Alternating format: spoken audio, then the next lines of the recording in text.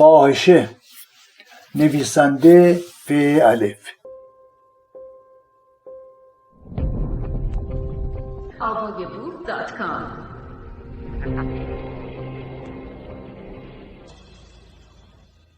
پیشگفتار. در زندگی زخم‌هایی هست که مثل خوره در انزوا روح را خورده و می‌تراشد. صادق هدایت. شاید آنهایی که دردی را حس نکرده‌اند و یا نخواستند حس کنند به افرادی چون من بگویند منفی باف و تاریک بین و سیاه اندیش. نمیخوای هیچ وقت نیمه پر لیوان را ببینی. پاسخ ساده است.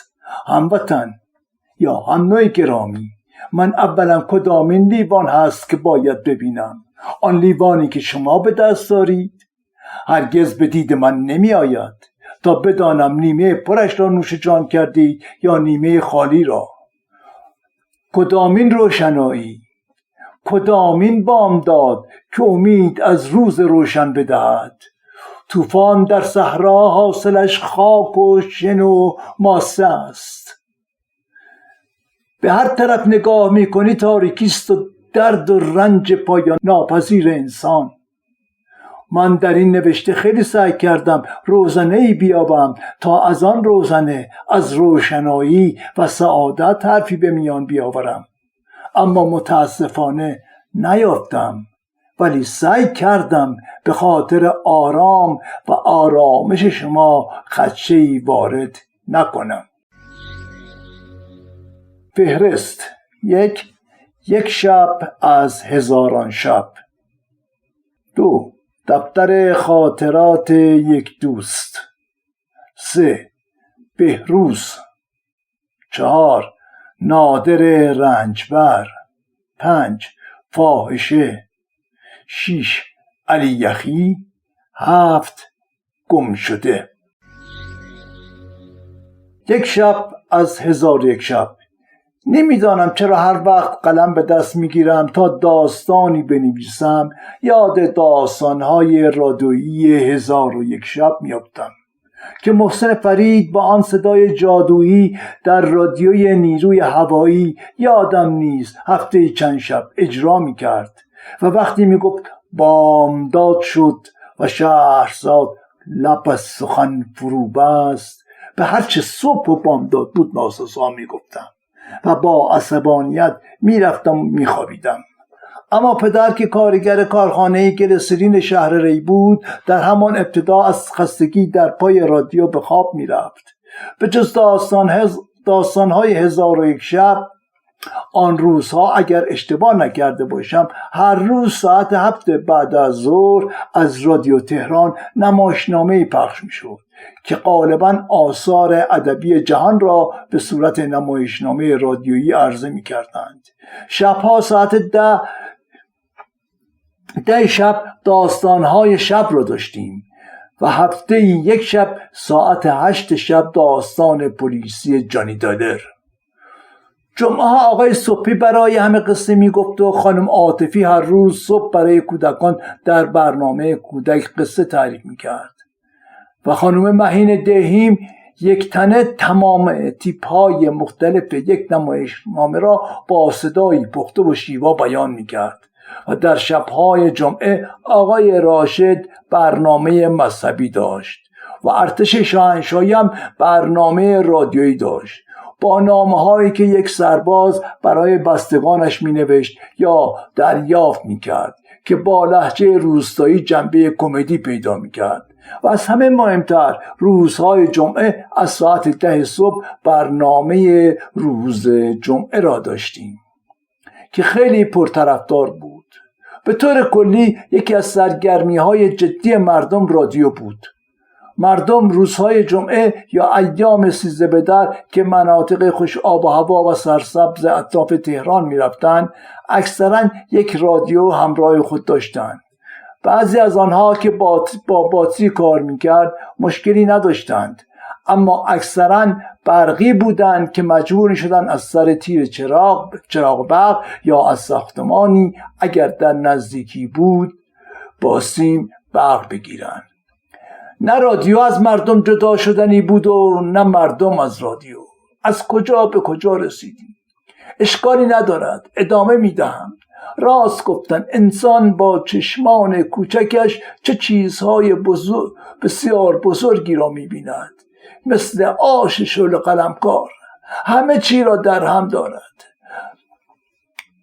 دموکراسیون حزب توده از تهران تا شهر ری را با شعارهای کمونیستی استالینی و فریادهای جمهوری جمهوری و مرگ بر شاه و پایین کشیدن مجسمه‌های شاه را از میادین و شعارهای مرگ بر شاه زنده باد مصدق. شاه فراری شده، سوار گاری شده. و فردای روز 28 مرداد، یعنی یک روز بعد از سرنگونی مصدق، شعارهای مصدق فراری شده، سوار گاری شده، زنده باد شاه، مرگ بر مصدق.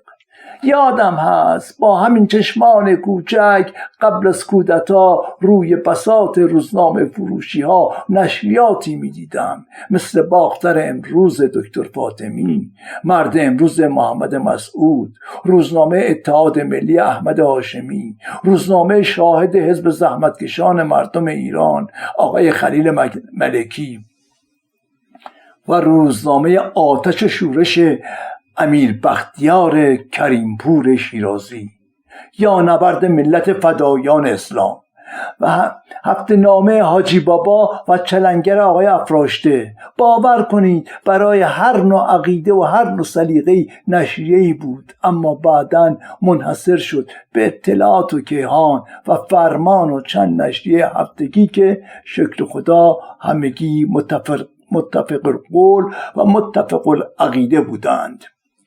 بعد از کودتا شاهد بگیر و بندهای زیادی بودیم. حالا دیگه باور کنید آنها که در خط سیاست بودند دو پا داشتند و دو پای دیگر هم قرض می گرفتند و فرار را برقرار ترجیح می دادند. خانواده ها دچار دردسر بزرگی شده بودند، یا عزیزانشان مجبور به زندگی مخفی شده بودند، یا فرار کرده یا در زندان آب خنک می خوردند. ما یک دایی بیشتر نداشتیم که عضو جوانان حزب توده بود و مجبور شده بود در زیرزمین منزل خاله‌ام پنهان شود و از خانه بیرون نیاید تا به اصطلاح آبها از آسیا بیفتد. پسرخاله مادرم که یک جوان خلبان توده‌ای بود دستگیر و زندانی و حکم اعدامش صادر شده بود و از آنجایی که پدرش با سرتیپ امیر حسین آزموده دادستان دادگاه‌های نظامی ارتش آشنایی و رفت آمدی داشت، خیلی امیدوار بود پسرش اسدالله را اعدام نکنند و برای همین مرتب به دیدار آزموده میرفت و هر بار رشوه کلان، شما بهتر است بخوانید کادو ناقابلی، تقدیم ایشان میکرد. بالاخره آزموده قبول کرد در صورتی که ندامتنامه بنویسد و پشیمان گردد و سوگند وفاداری به اعلیحضرت یاد کند. حکمش را از اعدام شکسته به چندین سال حبس تغییر میدهد. لذا عکسی از شاه را برایش فرستاد تا زیر عکس بنویسد زنده باد شاهنشاه و اظهار ندامت بکند. اما اسدالله چشمان عکس شاه را در آورده، زیرش می نویسد مرگ بر شاه. خلاصه پدر اسدالله آقای نصیری تمام املاک جاده کرجش را فروخت و برای تغییر حکم به جیب امیر حسین آزموده ریخت تا مانع اعدام اسدالله شود. مفلس و مفلوک و درمانده شد، اما پسرش از دست دیو کریل چهره مرگ نجات پیدا نکرد و با شهامت و شجاعت به استقبال مرگ شتافت. البته اسدالله تنها نبود، مردانی داشتیم که به مردی نهیب می‌زدند و چون یک کوه بر عقیده و مرام خود راسخ و استوار ایستاده بودند و تزلزلی را نمی‌پذیرفتند. جان که با ارزشترین موهبت طبیعی برای بشر است را دو دستی تقدیم می‌کردند، اما به شرف و آزادگی هرگز اجازه نمی‌دادند خللی وارد شود.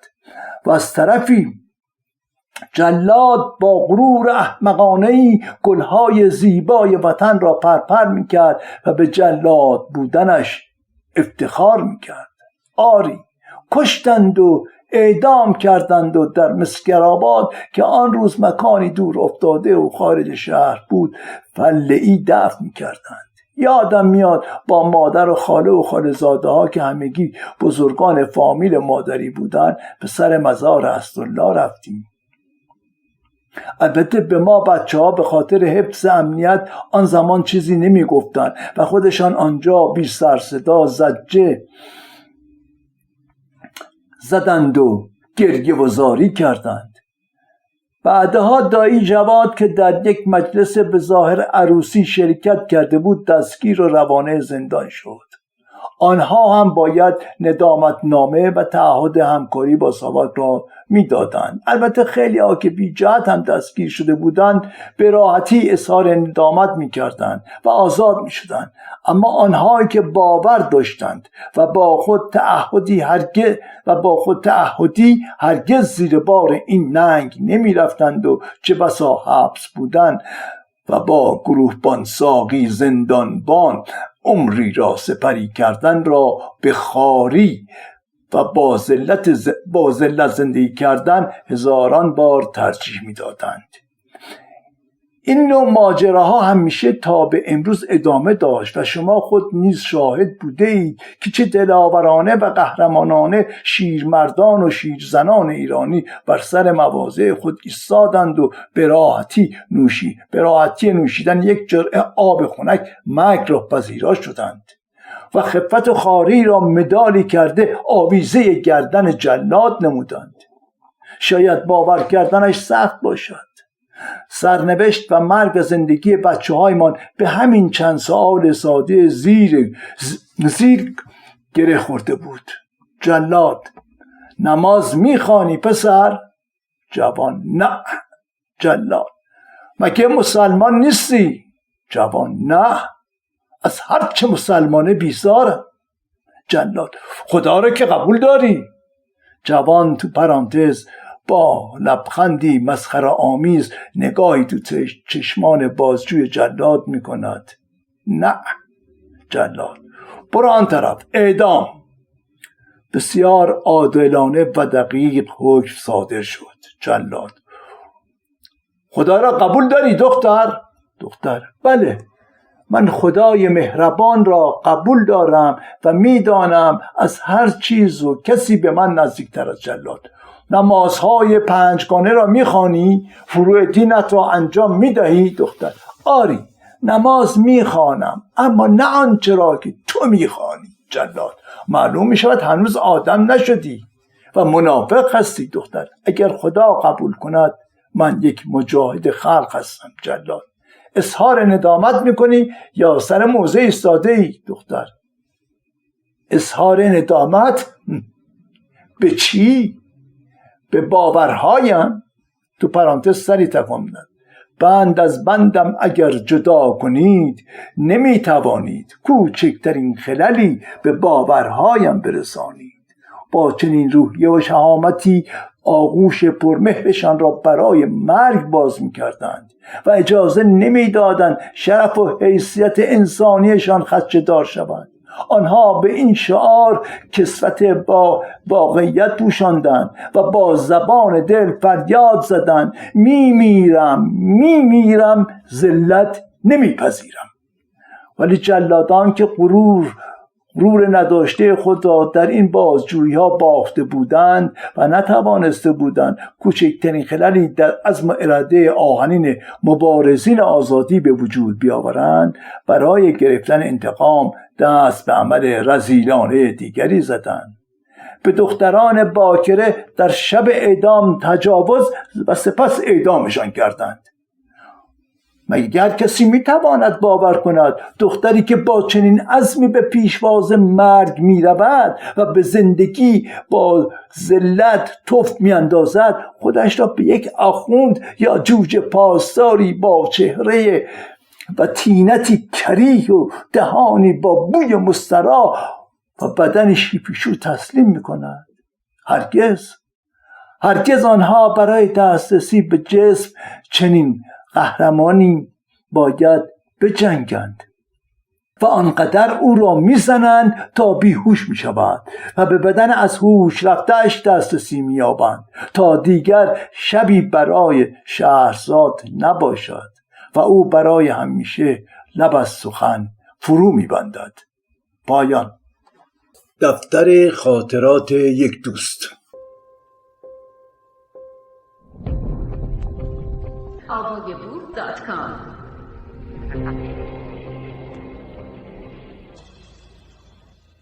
یک روز یک پیک موتوری پاکتی برایم آورد. روی پاکت یادداشتی بود بعد از تعارفات نوشته بود بر طبق وصیت‌نامه دوستتان دفترچه خاطراتش را برایتان ارسال نمودم. مدیر خانه سالمندان سلامت. دفتر را بی‌حوصله باز کرده چند صفحه‌ای را خواندم. چون به دل خودم نشست از همان چند صفحه جسته و گریخته مطالبی را برایتان تعریف میکنم. در ابتدا نوشته بود روزها را به شب و شبها را به صبح میرسانم. همینطور دیروز را به امروز و امروز را به فردا و تابستان را به بهار که میدانم گلهای رنگارنگ بنفشه و پرواز سریع و جیک جیک پرستوها آمدنش را نوید میدهند و دشتها را گلهای قرمز شقایقها با گلبرگهای ظریفشان قرمز پوش میکنند.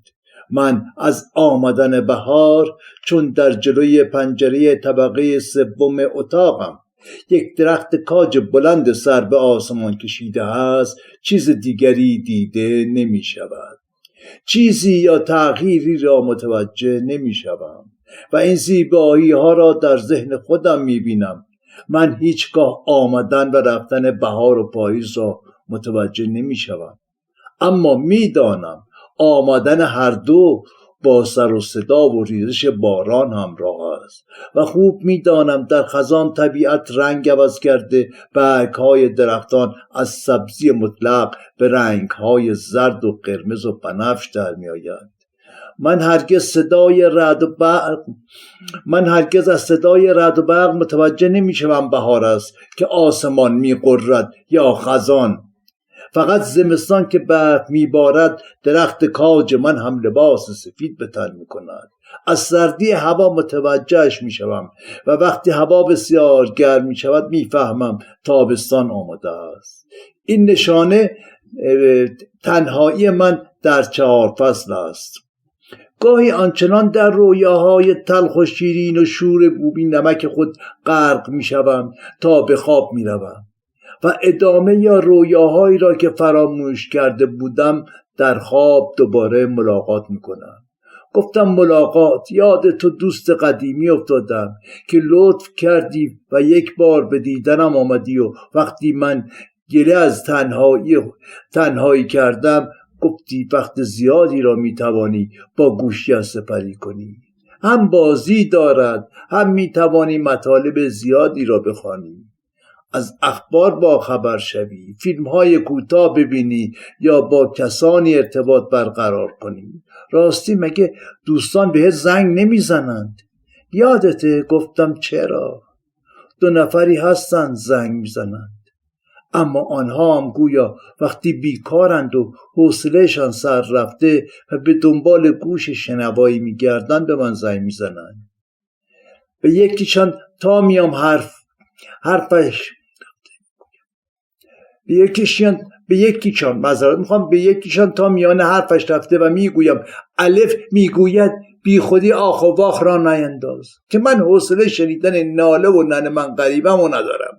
میگم بابا حرف منو قطع میکند و میگه ای ناقلا هوس باقلوا کردی یا بامیه؟ راستش بگو، نکنه باسلوق میخوای؟ تا آمدم فریاد بزنم بگم بابا خفه شو، آمد تو حرفم گفت فهمیدم هوس بادمجان کردی، اما بادمجان باد داره، درسته خوشمزه است اما بعد حالتو میگیره. خدا نکنه ازش خوشت بیاد. عادت میکنی سعی کن کامت رو شیرین بکنی. باید شیرین کام باشی تا بهت بگن کامی جون.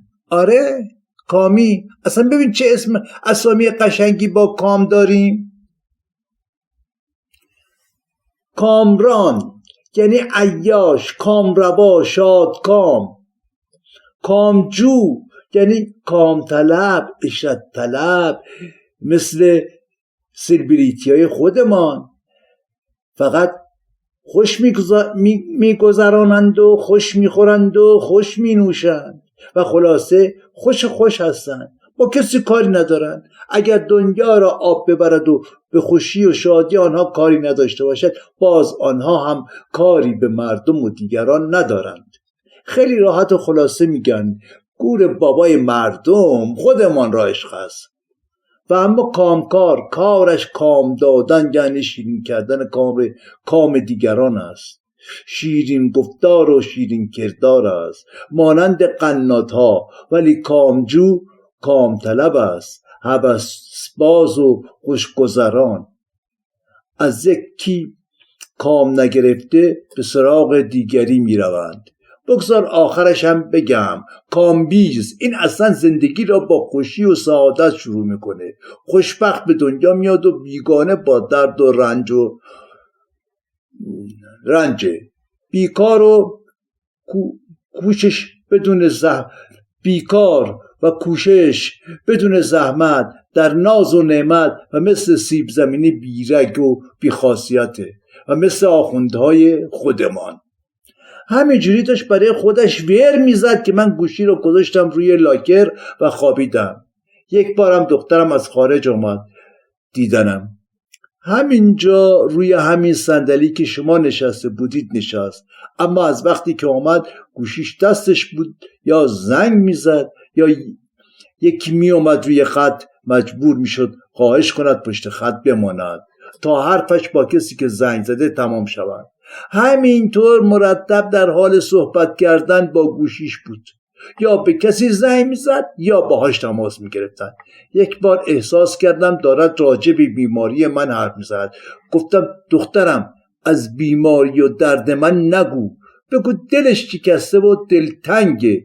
وقتی حرفش با طرف تمام شد چنان پرخاشی به من کرد که 4 چنگولی توی گل مانده بودم.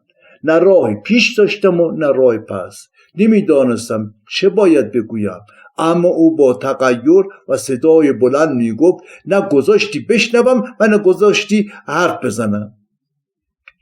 کی میخواد یاد بگیرید؟ پدر جان، کسی که با تلفن حرف میزنه باید ساکت باشید، دندون رو جگر بگذارید تا مکالمه تمام شود.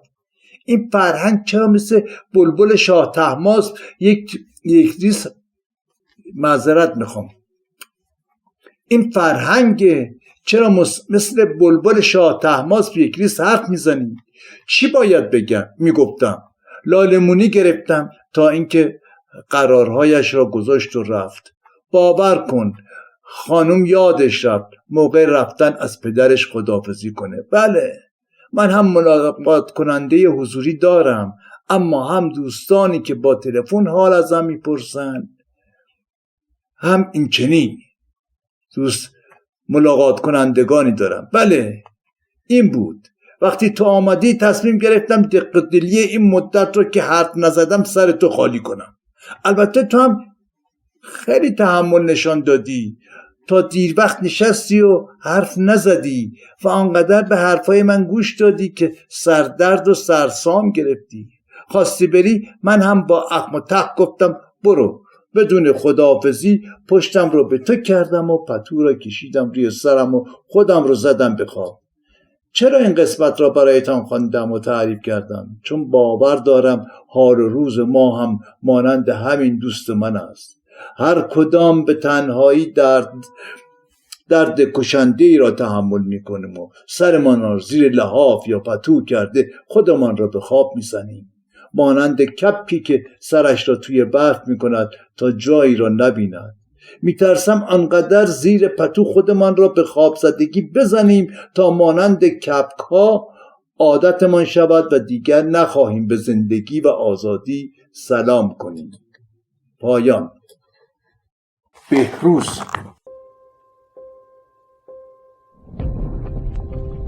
avayabur.com.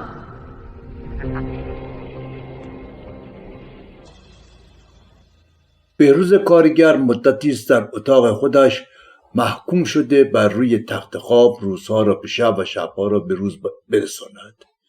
اگر خلاصه بخواهم بگویم، بهروز 18 اسفند پارسال در بیمارستان شهدای تجریش برای عمل رگ آئورت شکمی بستری شد و 4 روز بعد از بستری شدن پس از انجام آزمایش‌های لازم در ساعت 8 صبح به اتاق عمل اعزام شد و ساعت 2 بعد از ظهر که عمل با موفقیت انجام گرفت به بخش ریکاوری آورده شد.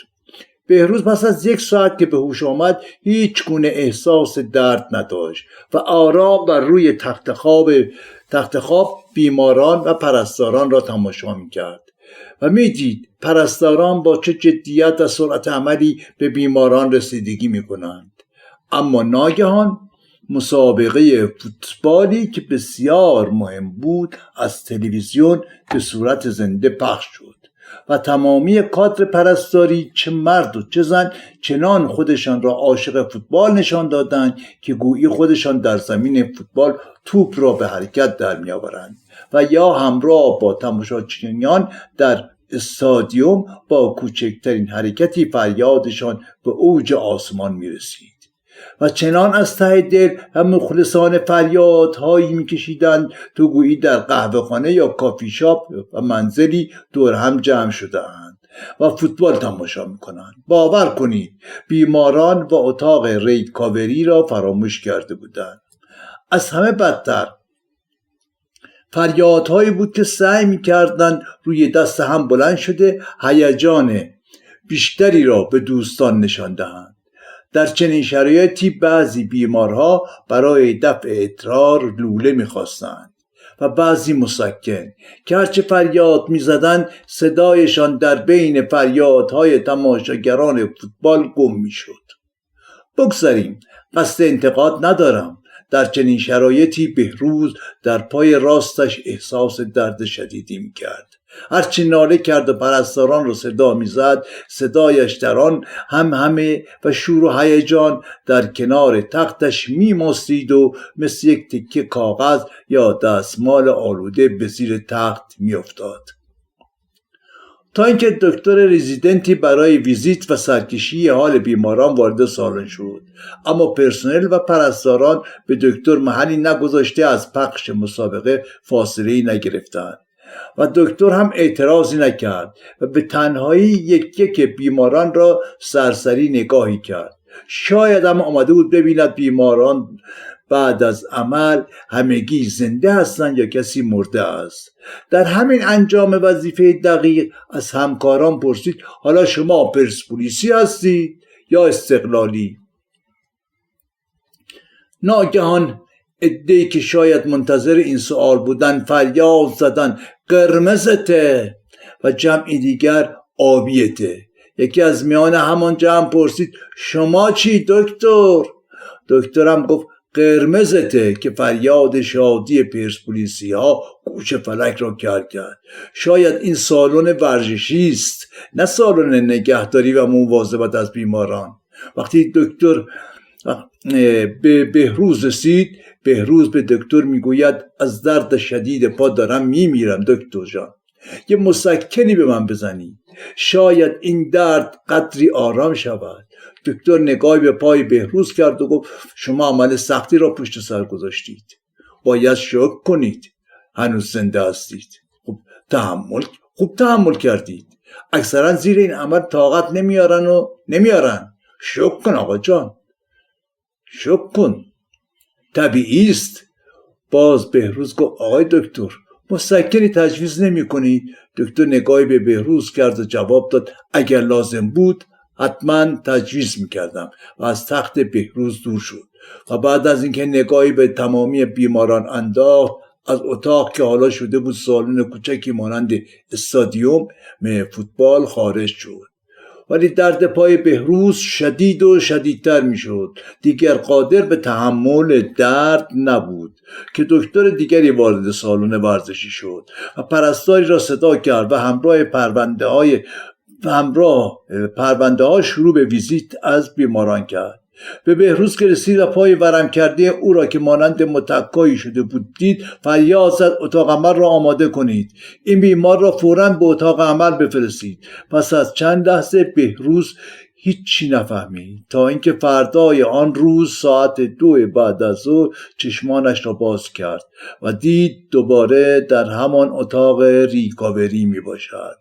از پشت شیشه همسر و دخترش را دید که برایش دست تکان می‌دهند و می‌خندیدند، اما از چشمانشان نهری به وسعت پهنای صورتشان جاری بود و بهروز که دیگر احساس درد نمی‌کرد برای آنها با لبخند دست تکان داد و بعد از چند لحظه دوباره به خواب رفت. بعد از 6 روز او را با آمبولانس به منزل آوردند، اما دیگر قادر به راه رفتن نبود، چون بعد از عمل آئورت شکمی خون در پای راستش دلمه کرد و در جراحی دوم عضله پا را از 2 طرف برش‌هایی به اندازه تقریبی 4 تا 5 سانت در عرض و به طول شاید 10 سانتی متر داده بودند و شکافی به عرض 5 سانتی متر در زیر شکم بالای پای راست تا به وسیله‌ای خونهای دلمه شده را از رگ‌ها خارج کنند. باید گفت این پزشک عمر دوباره‌ای از ساعت 8 آن شب به او هدیه کرد. در هر صورت با آمدن به منزل گرفتاری زیادی برای همسر و اهل خانه به وجود آمده بود. تمامی کارهای شخصیش به عهده دیگران واگذار شده بود. برای ادرارش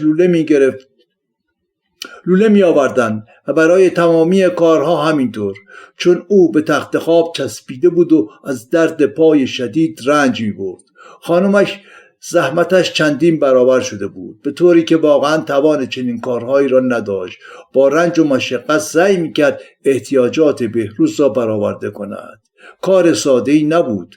روزی 2 بار از خارج منزل پرستاری می آمد و پانسمان پای بهروز را عوض می کرد و تغییر این پانسمان ها برای بهروز درد شدیدی را به ارمغان می آورد. ایام به سختی و به کندی می گذشت. هزینه وحشتناکی به خانواده تحمیل شده بود. بهروز از خانمش خجالت می کشید و شرمنده بود. هر وقت که خانمش با مهربانی برایش غذا می آورد و مانند بچه به او رفتار می کرد که مادرش سعی می کند غذا دهانش بگذارد، او هم به همین شکل لقمه اول را به دهان بهروز می گذاشت و بهروز با خجالت و شرمندگی و به سختی آن لقمه را می خورد. البته بهروز عمدن غذایش را کم کرده بود و سعی میکرد با گفتن میل ندارم کمتر و کمتر غذا بخورد تا شاید قدری از زحماتی که به خانمش تحمیل می شده را بکاهد. این بستری بودن مدت زیادی طول کشید. بهروز دیگر خستگی را در چهره و رفتار خانمش به شفافی میدید، اما با تمام خستگی و سنگینی کاری که به دوش خانمش گذاشته شده بود، او با بردباری و مهربانی تحمل میکرد. واقعیت این بود هر انسانی قدرت و توانی محدود دارد. این نیست که بتواند با دستان ظریفش کوهی را جابجا کند و برای همین یواش یواش خستگی در چهره و رفتار فرخنده خانم چنان اثر گذاشته بود که لازم نبود کسی از احوالش سوال کند. رنگ رخسارش گواهی میداد از رمز درون. مانند کسانی شده بود که یواشکی از زیر بعضی کارها شانه خالی می کنند. چاره ای نبود، باید این بار را به سرمنزل مقصود می رساند. بهروز هم متوجه شده بود. فرخنده سعی می کرد کمتر به اتاقش نزدیک شود و وقتی هم بهروز او را صدا می کرد دیگر مانند گذشته سریع پیش او نمی آمد. کاری که داشت انجام می داد را به انتها می رساند، بعد پیش بهروز می رفت. با همه این تفاصیل ایام عید شده بود و زحمت فرخنده مضاعف که نه چند برابر شده بود. شرمندگی بهروز آنچنان روی هم انباشته شده بود که دیگر جرأت نگاه کردن به فرخنده را نداشت. درست است که فرخنده زیر این بار کمرش خم شده بود، اما محبت و عشقش را راسخ و استوار با مهربانی و خنده به نمایش می‌گذاشت.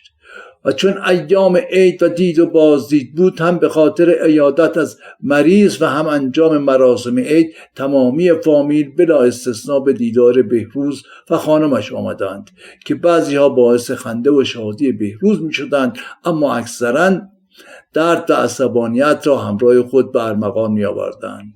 و سرخاله بهروز آدم خشک مذهبی بود. وقتی شرایط بد بیماری شدید بهروز را دید، از چند جبهه مذهبی خواست بهروز را ارشاد و سرحال کند. ابتدا گفت خداوند رحمان رحیم درد را می دهد، درمان را هم می دهد. بهروز جان، اسم او دوا، ذکر او شفا. و بهروز از این حرف که اکثرا مطرح می کنند به شدت ناراحت و عصبانی می شود و به همین دلیل جواب داد کدام دیوانه ای چنین کاری می کند؟ جایی را خراب کند و دوباره بسازد. مگه خدا دیوانه است که مردم را دچار درد و بیماری کند و درمان و اگر اسمش دوا و ذکر شفا باشه، پس ما مردم احمق و دیوانه ای هستیم. به جای گفتن این جمله کوتاه میریم بیمارستان و کلی هم پول و درمان میدیم. پسرخاله با ناراحتی و غضب گفت ما زبان هم را نمیشناسیم، بهتر است ما برویم. مورد دیگر، باز یکی از بستگان که به دیدار و عیادت بهروز آمده بود، وقتی حال و روز او را دید، به جای همدردی و دلداری دادن گفت آقا بهروز، برو خدا رو شکر کن. اینقدر انسانهایی هستن با بیماریهای لاعلاج که شما توشون گم هستید و شکر خدا. یاد داستانی افتادم، کسی که یک پا نداشت کفر میگفت و با بیشرمی به خدا ناسزا. دید مردی به طرفش میآید که 2 پا ندارد و شکر خدا را به جا می آورد. از او پرسید وقتی 2 پا نداری شکر چی را میکنی؟ پاهای نداشته را؟ مرد جواب داد همین که نفس میکشم خودش کلیه و جای شکر دارد. میبینی آقا بهروز که باز خیلی عصبانی شده بود گفت چشم، شکرش میکنم که من را به این روز انداخته و خانمم را کلافه و درمانده کرده. از این ماجراها در عرض این مدت بسیار بود، اما برای اینکه شما را خسته و کسل نکنم باید عرض کنم پرستاران و کادر درمانی ما، مخصوصا بانوان پرستار، خادمان مهربان ما هستند. آنها حتی وظیفه خود را اگر نیاز باشد بدون دریافت وجهی با عشق و مهربانی انجام میدهند و قصد انتقاد از این قشر زحمتکش مهربان نبود. اجازه بدهید به بهروز برگردیم و بهروز را در چنین حالتی رها نکرده باشیم. آری، با این همه زحمت و مشقت و تحمل دردهای وحشتناک در پایان اردیبهشت ما که تمامی شکوفه‌ها با عطر بوی دلانگیز بر روی شاخه درختان و گیاهان خودنمایی می‌کنند، زمانی که بنفشه‌ها تمامی زیباییشان را به رخ کشیده و شقایق‌ها، بیابان‌ها و صحراها را یک دست به رنگ قرمز درآورده اند، بهروز با این زیبایی‌ها ودا کرد و از درد و رنج بیماری نجات پیدا کرد. پایان. نادر رنجبر.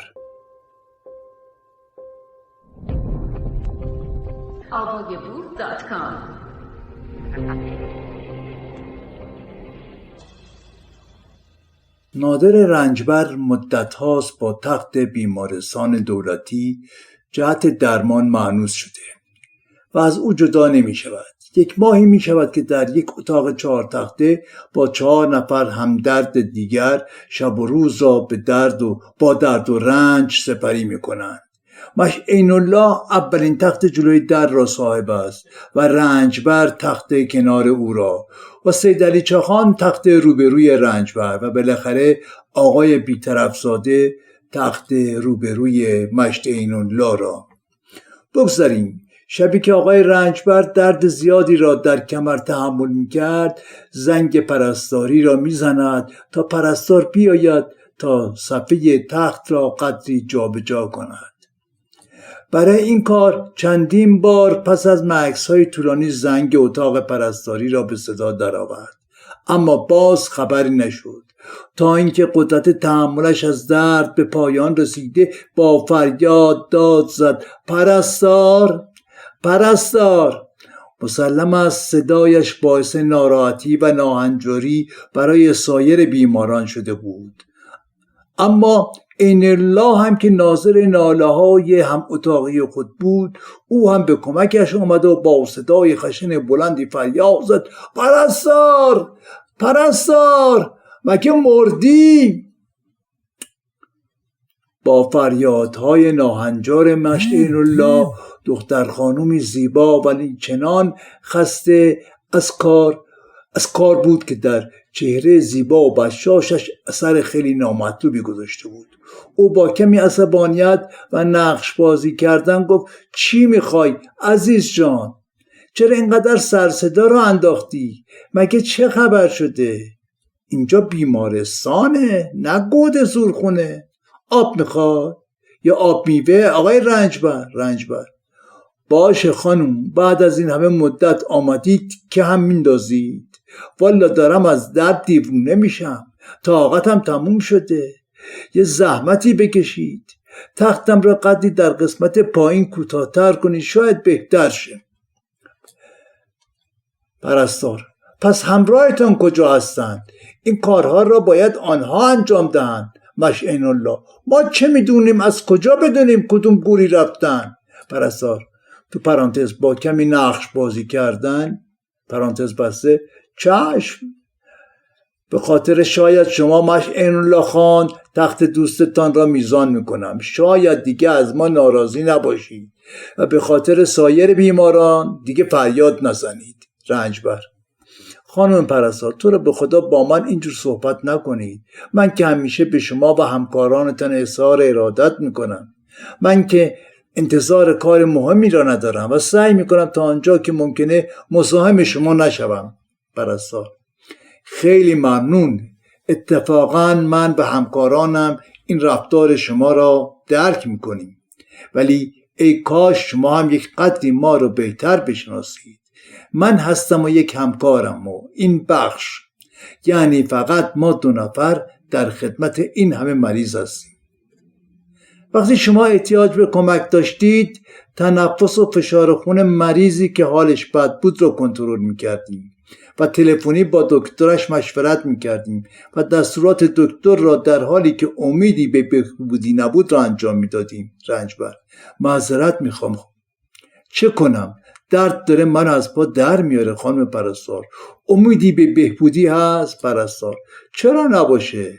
تا وقتی که شمع یا چراغی روشن است، امیدی به روشنایی است. رنجبر: ولی با یک بادی و اگر الکتریسته باشد با یک کلیدی خاموش می شود.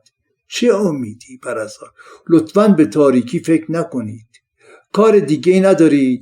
من خیلی کار دارم. رنجبر: دست شما درد نکنه خانم. خیلی ممنون و متشکرم. پرستار از اتاق بیرون می رود، اما تأثیری در درد رنجبر نگذاشت. رنجبر دوست داشت یا فکر میکرد اگر تختش را در حالی که حالتهای مختلفی حرکت میدادند، حتما اون میتوانست حالتی که دردش سبکتر میشد را پیدا کند و آن وقت اعلام متوقف کردن حرکت تخت را میداد. اما کسی نبود چنین کاری را برای او انجام دهد و پرستار هم همانطور که گفت اونقدر وقت نداشت تا بتواند زمان بیشتری را صرف تقاضای او بکند. برای همین منظور امروزه بیماری که در بیمارستان مخصوصا دولتی بستری می شود، حکم می کنند حتما بیمار همراه داشته باشد. برعکس سابق که باید می رفتی 1000 خواهش و تمنا می کردی یا آشنا پارتی می تراشیدی تا اجازه دهند همراهی در کنار بیمارشان در بیمارستان بماند و کلی هزینه ها را درباره خودش پرداخت نماید. اما متاسفانه امروز اینطور نیست. بیمار بستری باید حتما همراه داشته باشد. البته مجانی هم نیست، همان مخارج را باید پرداخت کند. تنها فرقش در این است که اختیاری نیست و اجباری است. اما اتاق 4 تخته آقای رنجبر چرا هیچ کدام از بیماران همراه نداشتند؟ همراه آقای رنجبر به خاطر 3 همراهی که سایر بیماران داشتن از روز اول زیرابی رفت و خودش رو راحت کرد. یکی دیگر از همراهان با دیگر همراه بیمار تخت قرار گذاشتند هر کدام 1 روز در میان از صبح تا شب بیایند. علی چاخان 2 برادر همراهش بودند که آنها هم 1 روز در میان کنار بیمار خود بودند. خانم مشت عین الله از صبح می آمد تا بعد از ظهر، اما آن شب همراهی که باید از صبح تا شب می آمد هر کدام به امید دیگری نیامدند و این نوع ماجراها چیز تازه‌ای نبود. هر چند وقت یک بار به شکل‌های مختلفی اتفاق می‌افتاد و اگر بیمار مخصوصا در شب نیازی به کمک نداشته باشد زیاد مهم جلوه نمی‌کند. اما رنجبر که اکثرا سرم به دست و ماکس اکسیژن به دهان داشت و درد شدید را تحمل می‌کرد، با چنین حال و روزی دلش به حال پرستاران می‌سوخت و از اینکه قادر نبود کارهایشان را انجام دهند و بار او را باید دیگران به دوش بکشند بسیار از خودش متنفر شده بود و آرزو می‌کرد هر چه زودتر چراغ یا شمع زندگیش خاموش گردد و هر چه زودتر به هر شکلی از روی این تخت لعنتی بلند شود و اذیت و آزارش را به دیگران برای همیشه تمام کند. اما همیشه متاسفانه آنچه را که آرزو داریم حاصل نمی شود. به همین جهت آقای رنجبر 4 چنگولی به تخت چسبیده بود و انتظار می کشید و در اندیشه فرداهای درد بود که مشت عین الله با صدای نخراشیده گفت آروم شدی برادر؟ رنجبر: وقتی آروم میشم که برای همیشه از این تخت جدا بشم. مشت عین الله: میشی؟ چرا نشی برادر؟ توکل داشته باش. آقای رنجبر، توکلت به خدا باشه. اون کسی که درد رو داده درمانش را میدهد. رنجبر: این چه حرف بی‌معنی و بیخودی است. اون که درد را داده و میخواد درمانش را بدهد حقا که موجود دیوانه است. آخه این چه حماقتی است؟ خب درد را نده تا مجبور نباشی درمانش را هم بدهی.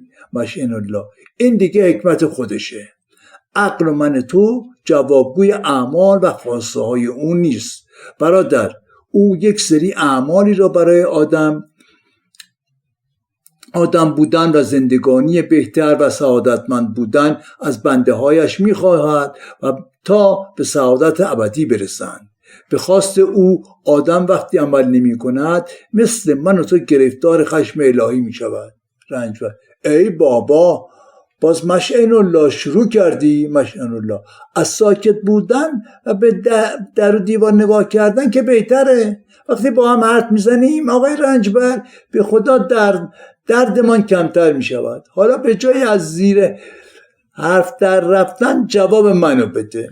رنجبر: آخه من نمیدونم چه اعمالی را از من یا از ما خواسته که برای بهتر زندگی کردن و به سعادت رسیدن ما وضع شده. مشت عین الله: واقعا نمیدونی؟ من یکی یکی میپرسم تو هم جواب بده تا هم عاقبت به خیر بشی هم خوابمان ببره. اولین و مهمترین فرضیه برای سعادت بشر نماز خواندن است. تو میخوانی یا نه؟ رنجبر: نه، هرگز نماز نخواندم. آخر گفتن این کلمات بی‌معنی عربی که اکثرا معنی آن را نمیدانند و 17 رکعت در شبانه روز با دقت میگویند یا میخوانند چه خاصیتی میتواند داشته باشد؟ به همان الله قسم اکثر کسانی که این فریضه را در این کره خاکی انجام میدهند بدبخت‌ترین و سیاه روزترین انسان‌های کره زمین هستند. مشت عین الله: عجب، تو سرمایه‌داران پولدار و صاحبان هتل‌ها و کارخانه‌ها و شرکت‌های بزرگ مسلمانان نمازخوان را ندیدی؟ اولا معلوم نیست این سرمایه‌داران حتما نمازخوان بودند و یا در اثر نماز خواندن در چنین پایگاهی قرار گرفتند. برای سرمایه‌دار شدن علم و قانونی هست که ساده ترین و ابتدایی ترین این قانون غارت و چپاول دیگران است. و اما تو لشکر گرسنگان مسلمانان را در کشورهای اسلامی که نیازی نیست نام آنها برده شود را ندیده ای؟ مشین الله. چرا دیدم؟ اما کی گفته این گرسنگان همه نمازخون بودن و یا هستن؟ مثلا همان سرمایه‌دار مسلمان که به خواندن نمازشان شک داری. آقا جان، دستورات اسلام را باید مو به مو اجرا کرد. حتی با زور سرنیزه باید مردم را وادار به خواندن نماز و اجرای احکام و فروع دین کرد. رنجبر، این باور شماست که متاسفانه خیلی تو پرانتز مشعین الله با ناراحتی حتی به میان حرفش آمد و اجازه ادامه حرف را به اون نداد. مشعین الله، متاسفانه چی؟ خیلی ارتجاعی است؟ اینو میخوای بگی؟ خیر، من کی از این کلمه ارتجاعی حرفی زدم؟ اتفاقا این نوع برداشت از دین بر حسب عقیده جناب عالی بسیار مترقیانه است. مشعین الله تو پرانتز که متوجه تمسخرآمیز بودن بیان رنجبر نشده بود، جدی میگه آقای رنجبر؟ بله، اما من شنیدم همین نماز که اینقدر مهم و استوار بر تمامی اعمال دین است و به قولی ستون دین می باشد، با بادی باطل می شود. مشعین الله، بله. آیا وقتی شما در حضور فرمانده یا رئیس خود ایستاده اید بادی از شما خارج شود خوب است؟ اگر خوب نیست چطور می شود در حضور الله بادی ازت خارج شود و کار حسنه محسوب شود؟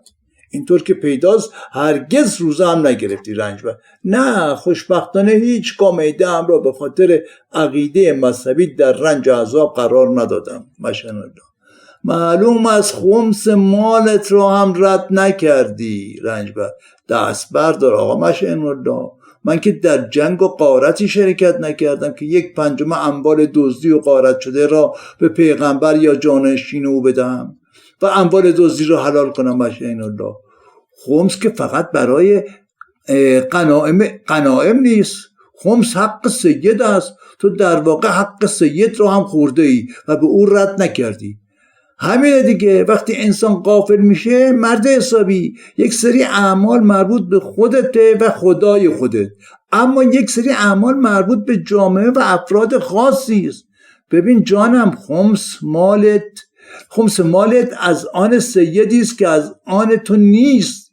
پس وقتی خمس نمیدی مالت حلال نیست، چون مال غیر در مالت است. اگر از مالت و دارایی هایت رد مظالم کرده بودی اکنون روی تخت بیمارستان نبودی و به چه کنم مبتلا نمی شدی. رنجبر، پس چرا تو که تمام این فرایضت را انجام دادی مثل من و در کنار منی؟ مشعین الله، من راضیم به رضای خودش، من را امتحان میکند و امیدوارم سربلند از این امتحان درآیم. رنجبر، پس اگر اینطوره حتما من را هم داره امتحان میکنه، امیدوارم من هم سربلند قبول شم. این الله، خیر، تو رو دارد عذاب میدهد. آقای رنجبر، البته من را ببخشید که بیرو در وسی حرف میزنم. رنجبر، خواهش میکنم، من هم خوشحالم خدا من را در این دنیا عذاب میدهد تا در آن دنیا روانه بهش شوم. پس سرنوشت من از همکنون برای آخرت معلوم است، اما شما برای زندگی در دنیای باقی هنوز بلا تکلیف خواهید بود. مشعین الله، باشه، اینم خودش حرفیه، شایدم درست باشد، اما آقای رنجبر از این بحث دیگه خارج شویم. خودش میدونه و خودش الله اعلم. ولی یک نکته ای را تا یادم نرفته میخوام بگم و آن پررویی این پرستار هاست. میبینی که قطعی برای شما وقت نگذاشت، فقط بلدن بخورند و یک گوشه بنشینند و غیبت کنند یا با تلفن حرف بزنند، مال مفت را میخورند و گنده میشن. رنجبر، بی انصافی میکنید این الله خان. این مظلومان که بیش از حد زحمت میکشند و اکثر اوقات بیش از 8 ساعت در روز کار میکنند و حقوقی میگیرند که به هیچ جایشان نمیرسه. مشعین الله، شما بی جهت از این قشر دفاع میکنید. من با چشمان خودم دیدم و آنها را زیر نظر داشتم. شما چی میگید آقا رنجبر؟ گوش کنید، هر بخشی با در نظر گرفتن تعداد بیماران حداقل احتیاج به 6 پرستار متخصص دارد. به جز کسانی که خدمات جنبی را انجام میدن، اما مسئولین کار و زحمت 6 پرستار را به دوش 2 پرستار زحمتکش انداختند. برای همین میگویند بیمار باید همراه داشته باشد که تا آنجا که ممکن است احتیاجات بیمار را برآورده کند. تازه این قشر زحمتکش فداکار مگه چقدر دستمزد میگیرد که به قول شما بخورند و فر بشوند؟ شما درسته که عین الله هستید، اما چشمان و گوشتان را مانند خود الله به روی بخور و غارت و چپاول سردمداران بستید و نمیخواهید ببینید و نمیخواهید بشنوید و جایی بیان میکنید. قصد دارید با این غارت و چپاول ها ملت را به قله برسانید. کدامین قله؟ این را شما به اعماق اقیانوس این راه شما به اعماق اقیانوس ختم می شود. خنده‌دار است.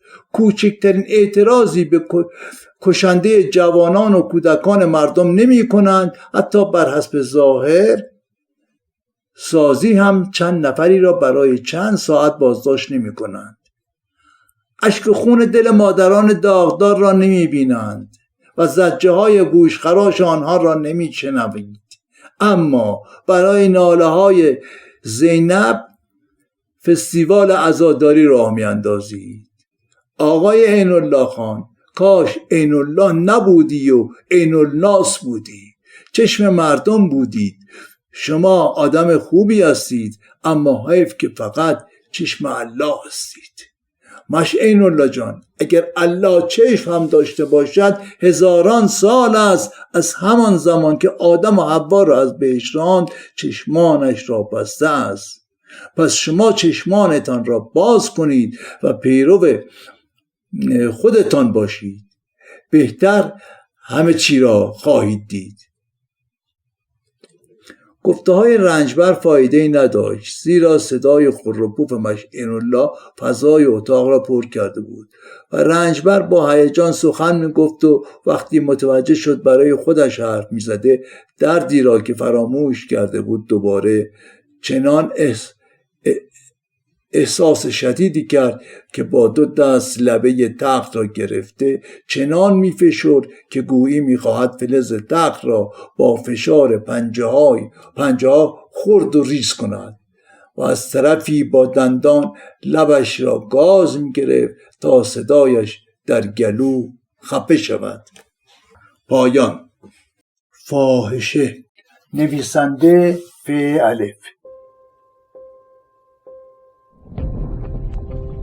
audiobook.com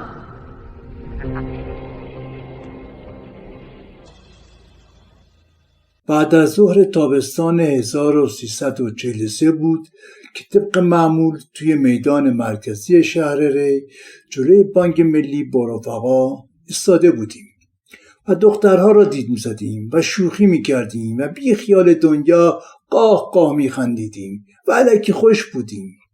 من و بهروز کرمی از صفایه می آمدیم. منزل ما در محله چهارچوب روبروی ساختمان باغ صفایه که پس از فوت میرزا صفا یکی از عارفان و صوفیان نامدار دوران قاجاریه به دستور ناصرالدین شاه و پیشنهاد میرزا حسین خان سپهسالار به پیرزاده نائینی که یکی از مریدان میرزا صفا بود اهدا می شود و پیرزاده در آنجا ساکن و پس از فوت هم در همانجا دفن می شود و آن باغ را به میرزا صفا هدیه می کند که از آن پس محله به نام صفاییه خوانده می شود و خانه بهروز در محله 4 حوض پشت کوره های آجرپزی کارخانه سیمان بود. در آن محل هم تعدادی خانه‌های سازمانی بود که به کارگران کارخانه سیمان واگذار شده بود. این ساختمان‌ها 3 یا 4 اتاق کوچک با توالت و ایوانی داشت که حالت آشپزخانه به خود گرفته بود و از آنجایی که کارگران ساکن برای کمک خرج خود اتاقهای کوچک این ساختمانها را به مبلغ ناچیزی اجاره می‌دادند، محله پشت کوره دارای جمعیت زیادی شده بود و اتفاقا پدر بهروز هم 2 اتاق خود را به یک پیرزن و یک پسر جوان به نام رشید و دختر 15 ساله‌ای به نام رقیه اجاره داده بود.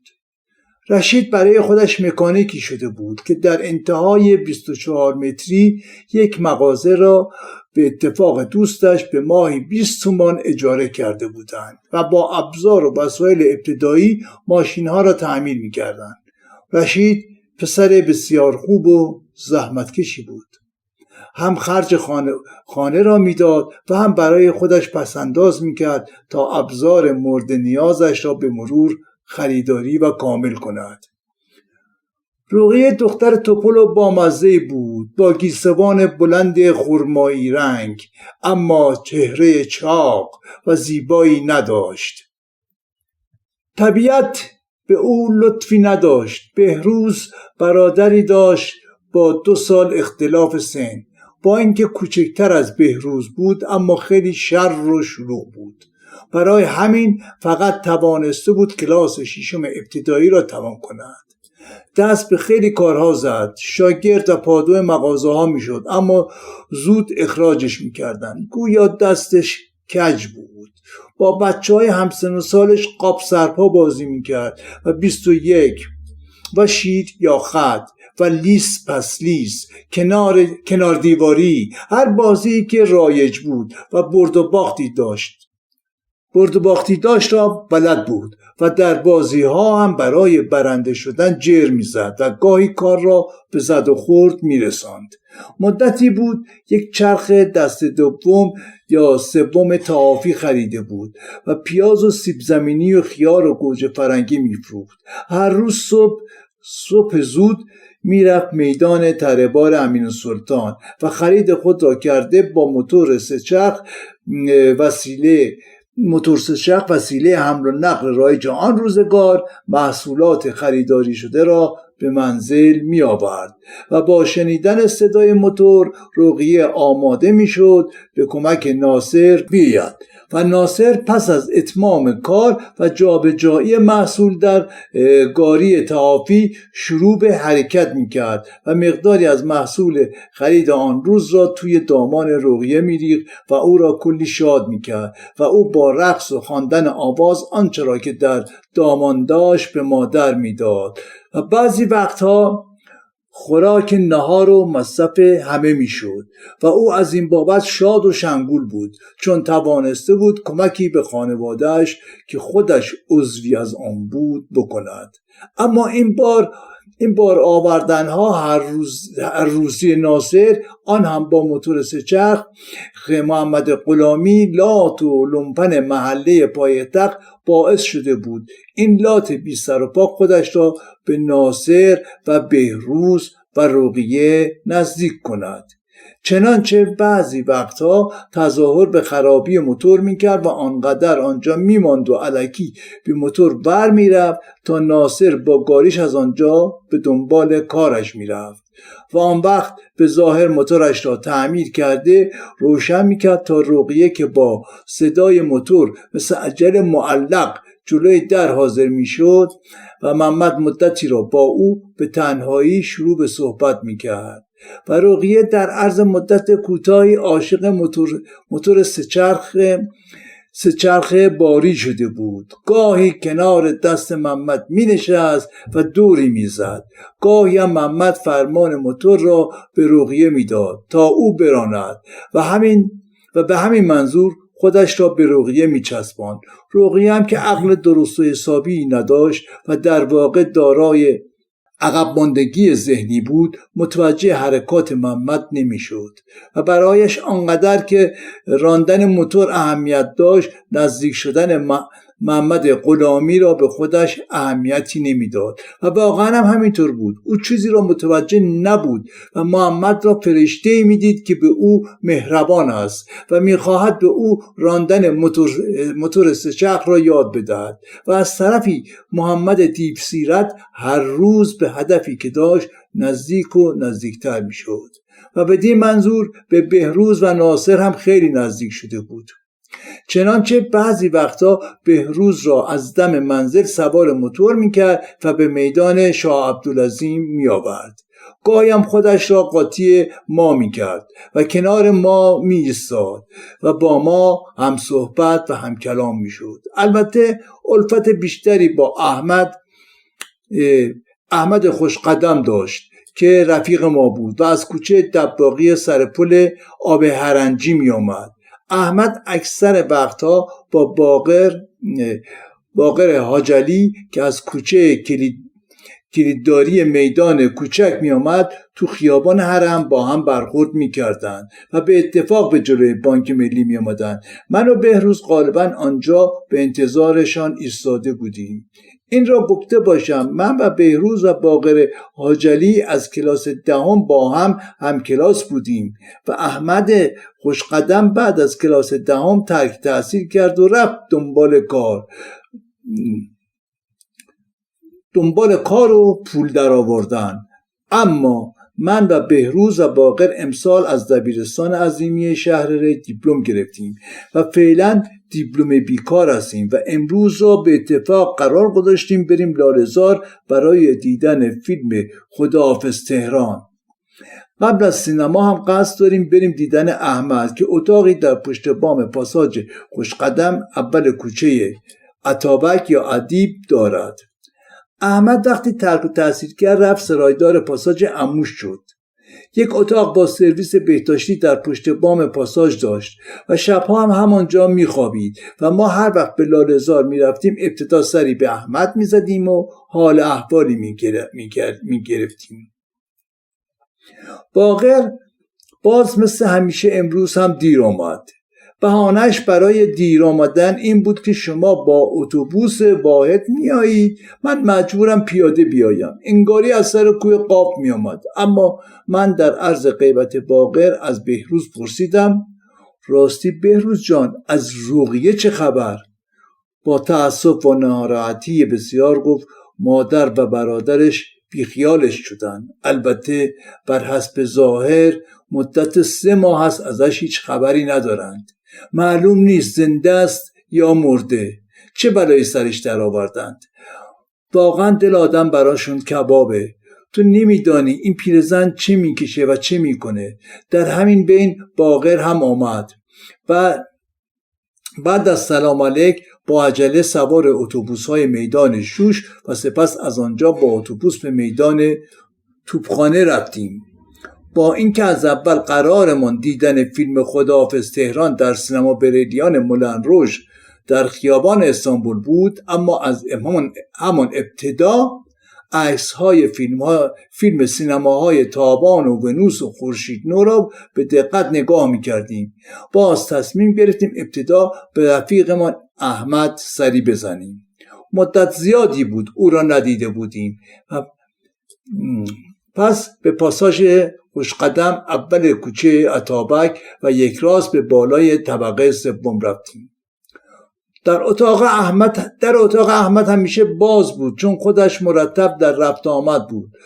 قوری قهوه خانه‌ای و کیتی بزرگش همیشه سر گاز آماده بود، زیرا بر طبق سفارش کسانی که در حجره‌ها و دفاتر آنجا کار می‌کردند و از احمد مانند قهوه چیا چای می‌خواستند. این هم یکی از چندین شغل احمد بود که برایش پولساز بود. خلاصه ما داخل اتاق احمد شدیم و یک راست رفتیم سراغ قوری چای.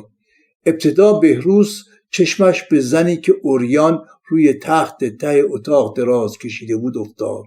زن به خودش تکانی نداد و حرکتی نکرد، مثل اینکه ما را ندیده و یا اهمیتی به ما نمیدهد.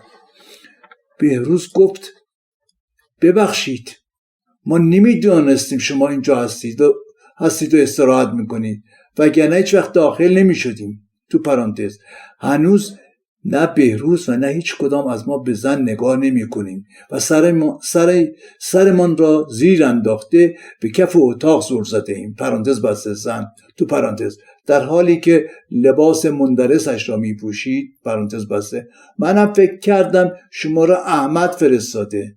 همگی از این حرف تعجب کردیم و می خواستیم بیرون بریم که ناگهان بهروز بود زده و با صدای از ته گلو گفت رقیه تو هستی؟ چطور منو نشناختی؟ رقیه تو پرانتز با بی تفاوتی همانطور که تو من را نشناختی. حالا به جای این حرفا کدومتون اول میایید؟ ما نگاهی به هم کردیم و فقط سر تکان دادیم. در همین لحظه احمد وارد شد و با دیدن ما با خوشحالی و صدای بلند گفت بچه‌ها شما اینجا چه کار میکنید؟ کی آمدین؟ چطور من شما رو ندیدم؟ تو پرانتز در حالی که دست گردن یکی که ما میانداخت دو طرف صورت ما را چندین بار میبوسید پرانتز بسته احمد ای بی معرفتا جمعتون جمع و یادی از من بدبخت نمی کنید. با بی‌حوصلگی هر کسی جوابی میداد و سر آخر احمد گفت خانم رو دیدید؟ اگر اهلش هستین بسم الله، قیمتش خیلی کمه، اصلا مهمون من. رقیه تو پرانتز بلا فاصله از ته اتاق با صدای بلند رقیه پرانتز بسته مهمان پهمان نداریم، هر کسی باید پول خودشو بده، من قبول نمی کنم. من به بهروز و احمد گفتم اینجا چه خبره؟ من سر در نمیارم و بهروز در ادامه حرف من به احمد گفت اینو از کجا پیدا کردی؟ احمد منظورت گلچهره است؟ بهروز بله، منظورم رقیه، همین خانوم است. مادر بدبختش 3 ماه خون گریه میکنه، تو سرش میزنه و به خاطر خجالت از همسایه‌ها سرشو برده توی گردنش. آخر از من خواهش کرد احمد تو از کجا میدونی؟ تو پرانتز البته رقیه هنوز بی حرکت بی تفاوت لب تخت نشسته، نه حرفی برای گفتن دارد و نه سوالی برای فهمیدن. پرانتز بسته بهروز مادرش مستاجر ماست. حالا میگی این اینجا چی کار میکنه؟ احمد والا من نمیدونستم، تازه اگرم میدونستم فرق نمیکرد. یه روز محمد غلامی اینو با خودش آورد اسمش گلچهره است، اینجا باهاش خوابید و به منم گفت اگه دوست داری مسئله نیست. منم با اینکه به دلم نچسبید و زیاد از قیافش خوشم نیامد به ناچار یه راه رفتم. البته برخلاف صورتش پر و پای قشنگ و خوبی داره.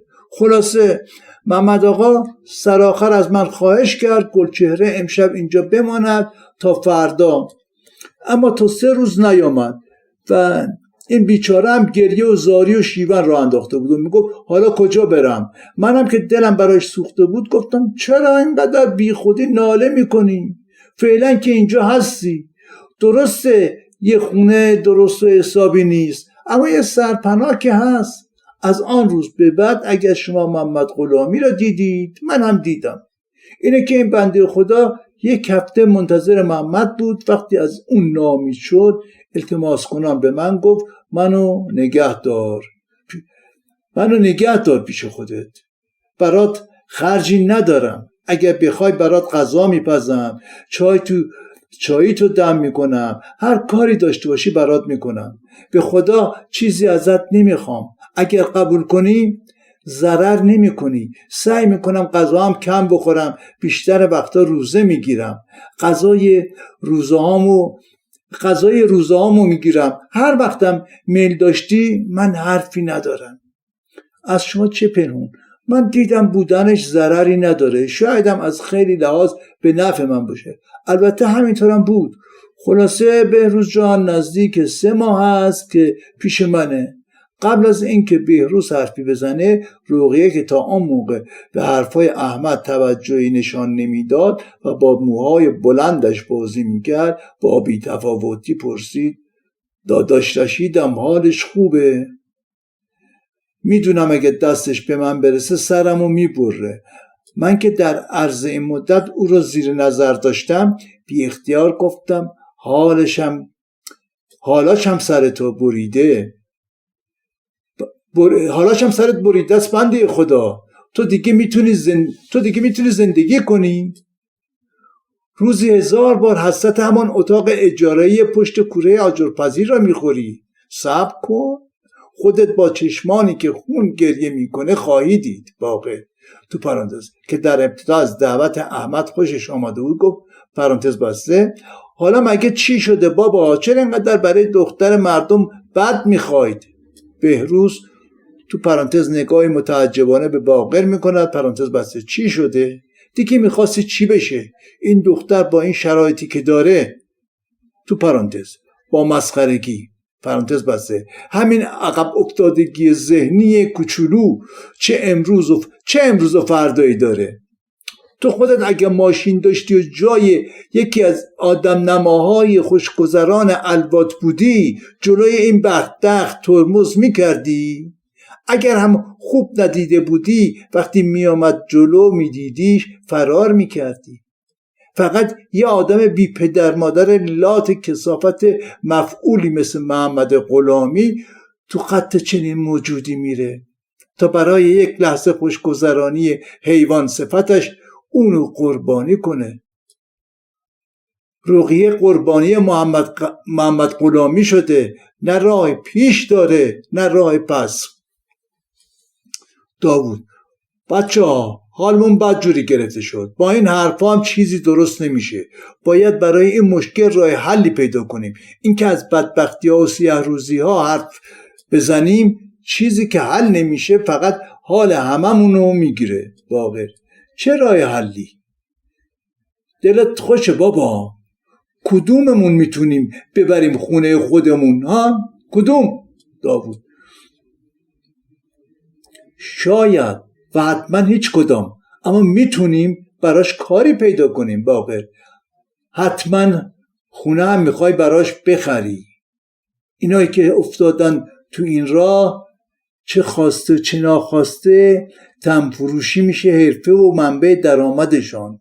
به جز ادامه همین کار نه راه پیش دارند و نه راه پس. داوود این حرفای ناامید کننده چیه که میزنی؟ اولا که این طفل معصوم خودش تو این ماجرا نقشی نداشته و نمیتونه داشته باشه. دوما خیلی عاشق همین زنها میشن و آب توبه روی سرشون میریزن و باهاشون عمری زندگی میکنن، و یا اگر زن داشته باشن منزلی برای اینا میگیرن که البته بستگی داره به وسع و درآمدشان، بتونن آلونکی براش میخرن. اگر قدرت خرید خانه را نداشته باشن جای را اجاره میکنن و به قول معروف طرف را برای خودشان مینشانند. داوود چرت پرت میگی باقر، نفس در جای گرم بلند میشه، مثل اینکه تو مدینه فاضله زندگی میکنی. رفیق این خراب شده اسمش ایرانه و اینجا هم پایتخت کشور شاهنشاهی ایران تهرونه.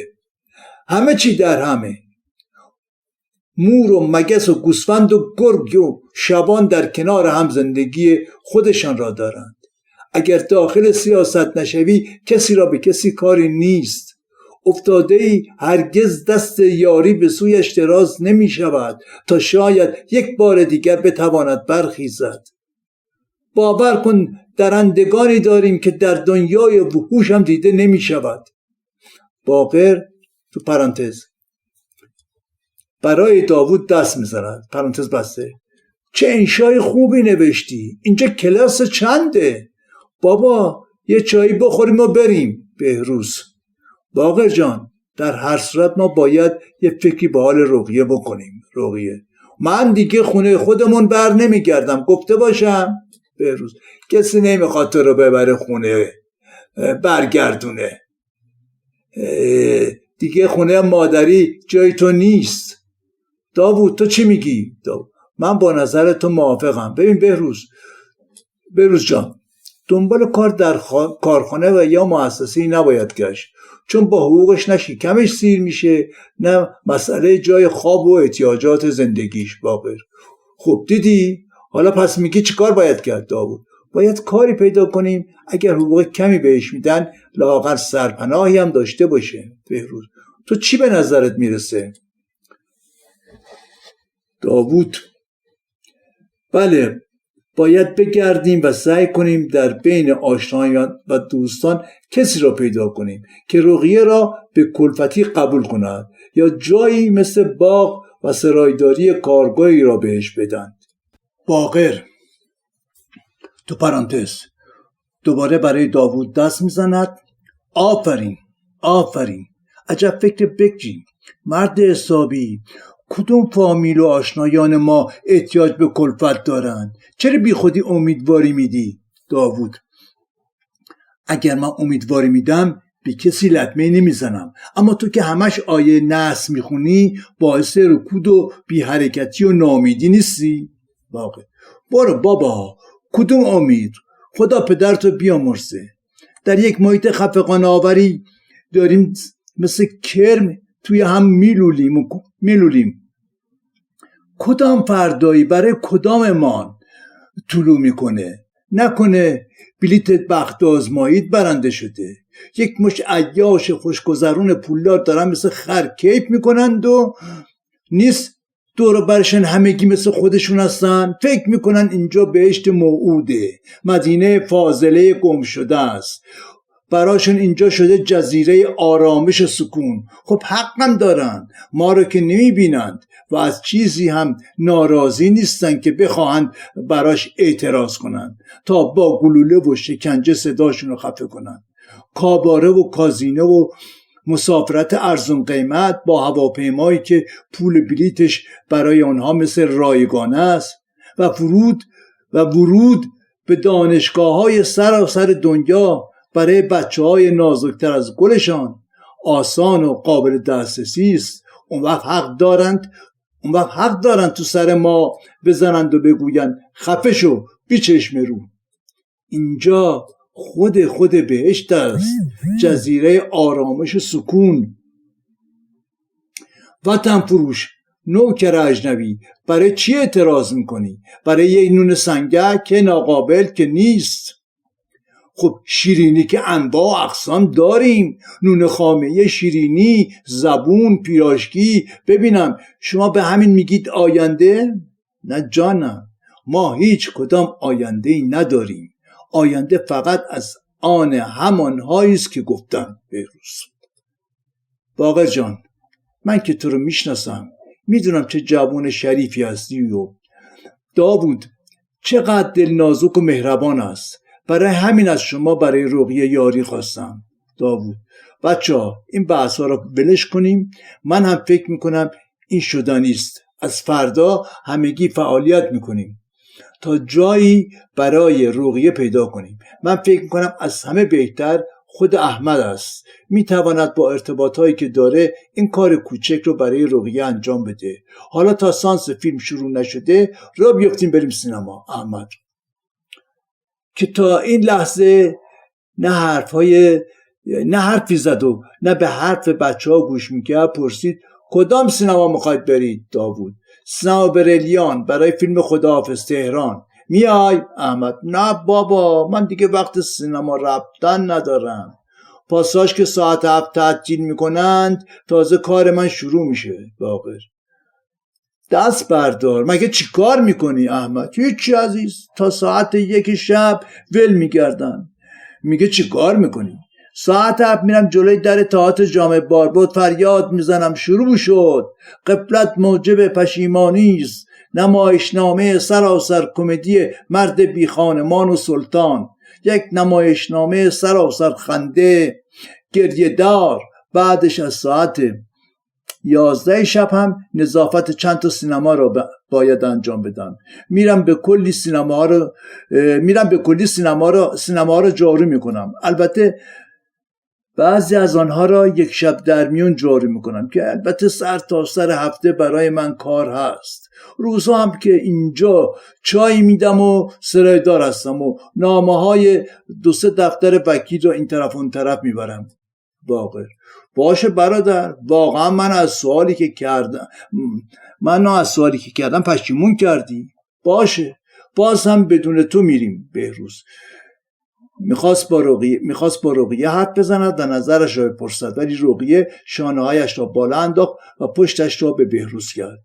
تفلک از بهروز خجالت میکشید، اما بهروز بدون توجه و ناراحتی از رفتار رقیه گفت: رقیه جان، اگر بری در منزلی کار کنی جای خواب داری، دیگه نگران سرپناهی زیر برف و بارون نیستی. لباسای کهنه خانم یا دخترش رو میپوشی و از همه مهمتر غذاهای خوب میخوری، غذاهایی که به عمرت نخوردی. به خدا خیلی ها آرزوی چنین کار رو دارن. نترس، ما حتما برات یه خونه اربابی خوب پیدا میکنیم. آن روز بعد از همه این ماجراها به تماشای فیلم خداحافظ تهران رفتیم. من برای باز کردن حرف و مطلب جدید گفتم اگر من فیلم بسازم اسمش را میگذارم خداحافظ بی‌عدالتی، خداحافظ استبداد و دیکتاتوری، خداحافظ طبقات مرفه و بی درد خدا، و خداحافظ فقر و بینوایی و سلام بر آزادی. این میشه اسم دو فیلمی که اگر من بسازم. فیلم دومی بسیار زیبا و شاد خواهد بود، با ترانه‌های قشنگ روستایی و با تم آزادی. پس از دیدن فیلم از سینما به طرف خانه برگشتیم. تمام راه حرفمان درباره بهروز وثوقی و پوری بنایی و آقای ساموئل خاچکیان بود. هر کدام نظر کارشناسانه‌ای داشتیم. داوود عقیده داشت سوژه یک قدری تکراری بود. قدیما همین آقای خاچکیان فیلم خون و شرف را ساخته بود که در آن فیلم هم نیروهای دولتی با اشرار می جنگند. حرف از خداحافظ تهران به فیلم‌های دیگر هم کشیده شد، اما هیچ حرفی از رقیه قربانی محمد غلامی زده نشد.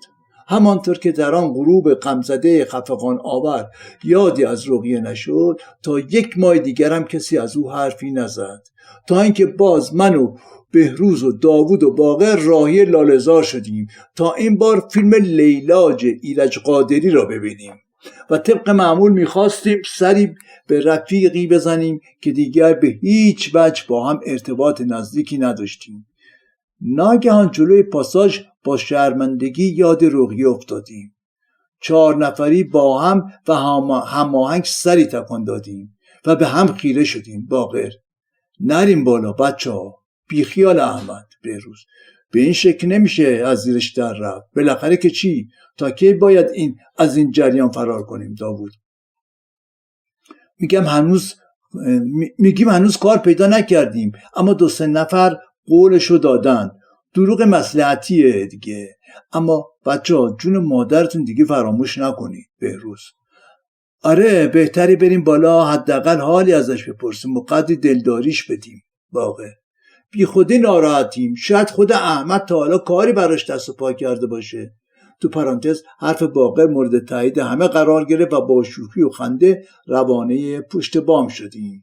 نه احمد بود و نه رقیه. پرانتز بسته. دیدید بچه ها، این یه نشانه خوبیه. با خیال راحت چای بریزیم و بخوریم تا احمد بیاد. طولی نکشید احمد آمد و پس از سلام علیک و روبوسی در آغوش گرفتن همدیگر هر کسی در گوشه نشست. بهروز: احمد رقیه کجاست؟ دمت گرم، گذاشتی سر کار؟ احمد: والا داستانش یه قدری وقت میبره، حوصله داریم بهتون بگم. بهروز: اگه تو از کارت نمیافتی بگو. احمد: نترس بابا، اونقدر هم طولانی نیست. خودش چی بوده که حالا داستانش چی باشه؟ از شما که خبری نشد. منم تو پاساژ به 2-3 نفر رو انداختم، قبول نکردن. خب حقم داشتن، یه فاحشه رو نمیتونستن ببرن تو خونه زندگیشون پیش زن و بچه هاشون. منم زیاد بهشون فشار نمی آوردم تا اینکه متوجه شدم کار داره به جاهای باریک میکشه. مادومازل میخواست خودشو بتپونه به ما. رو پر راست بهش گفتم این پنبه رو از گوش در بیار بیرون. بوی کباب شنیدی؟ اما من خر داغ میکنم، بزن به چاک. التماس میکرده، میگفت بگذار همینجا باشم، همه کاری برات میکنم، به خدا چیزی ازت نمیخوام. گفتم دختر تا ابد که نمیشه همینجوری اینجا باشی، برو پی کارت. میتونی بری جلوی سینماها در حالی که عکس‌ها رو میبینی یه خورده اشوه بیا درجا بلندت میکنن، یا میبرنت تو سینما، یا خودشون اگه جایی داشته باشن میبرنت پیش خودش. به همین سادگی کاسب میشی. فکر خوابیدنت هم نکن، پول خوبی بگیر و شب خواب برو. اما من دیدم این حرفا حالیش نیست. گریه میکردم، گفت من بلد نیستم. هرچی من اصرار میکردم گفتم کاری نداره، 1-2 روز برو امتحان کن، قبول نکرد که نکرد. بعد هم منو تهدید کرد از اینجا پامو بیرون نمیگذارم، هر کاری میخوای بکن، هر کاری میخوای بکنی بکن. گفتم باشه نشونت میدم. غروبی که کار تعطیل شد دست یه جنده رو گرفتم و آوردمش تو اتاق. بهش هیچ محلی نذاشتم، رو تخت نشسته بود و با موهاش ور میرفت. گفتم از رو تخت بلند شو، ما کار داریم. چه درد سرتون بدم، جلوش ما کارمونو کردیم. اونم نگاه میکرد و حرف نمیزد. این کلک ما هم نگرفت. مانده بود چه غلطی بکنم که خوشبختانه یه روز محمد با موتورش داشت از جلوی پاساژ رد میشد. ناروتی اصلا به خاطر دختره ما رو هم فراموش کرده بود. پریدم جلوی موتورش، هرچی از دهنم درآمد به این آدم بیرق گفتم، فقط میخندید. خب خودمونیم، یه آدم به تمام معنی لش و بیمرام و بیمعرفتیه. بهش گفتم این دختره رو باید ببری. اول باورش نمیشه رقیه هنوز اینجا باشه. میگفت چرا بیرونش نکردی؟ نمیخواست مسئولیتش رو قبول کنه و با خودش ببره. وقتی دید من محکم ایستادم و کوچکترین عقب نشینی نمی کنم، خواست کلک بزنه. قسم آیه میخورد که فردا میام میبرمش. زیر بار نرفتم، مجبورش کردم همان لحظه با خودش ببره. اون هم بالاخره قبول کرد. ازش پرسیدم حالا کجا میبریش؟ جایی رو داری؟ گفت چیکار میتونم بکنم؟ نه تو میگی الان الا بالله باید ببرمش. من هم مجبورم ببرم تا هم تو خلاص بشی هم دختر سر و سامانی بگیره. از شما چه پنهان. برای رقیه خوشحال شدم. آخه ته دلم براش میسوخت. پرسیدم حالا میگی چه کاری هست؟ خیلی راحت گفت میبرم شهر نو، هم خونش میشه هم نونش. گفتم آخه کسی به این نگاه نمیکنه. یه جوابی داد. منم به خاطر اینکه از شرش خلاص بشم و یه وقت دامنگیر خودم نشه چیزی نگفتم. با احمد بالا هم نرفتم. احمد رفت پشت بوم و بعد از 3 ربع در حالی که دست رقیه را گرفته بود آمد. در محوطه پاساژ قدری مشت کرد و به اطراف به خاطر من نظر انداخت. اما وقتی دید از من خبری نیست از پاساژ بیرون رفت. بهروز نگفتی راجع به رقیه چی بهت گفت؟ احمد هیچ. گفت اونجا پادویی و فرمانبری که میتونه بکنه، تازه پایین تنه و سینه‌اش که حرف نداره. خیلی هم به خاطر اینکه به عقب سنگر حمله کنن به کارش میگیرن. این بود کل ماجرا. بچه‌ها چند لحظه سرشون رو زیر انداختن. داوود نفس عمیقی کشید و گفت من آدمم، تو آدمی، او هم آدم است. آی آدم ها که بر ساحل نشست شاد و خندانی. یک نفر در آب دارد می سپارد جان، یک نفر دارد که دست و پای دائم می زند.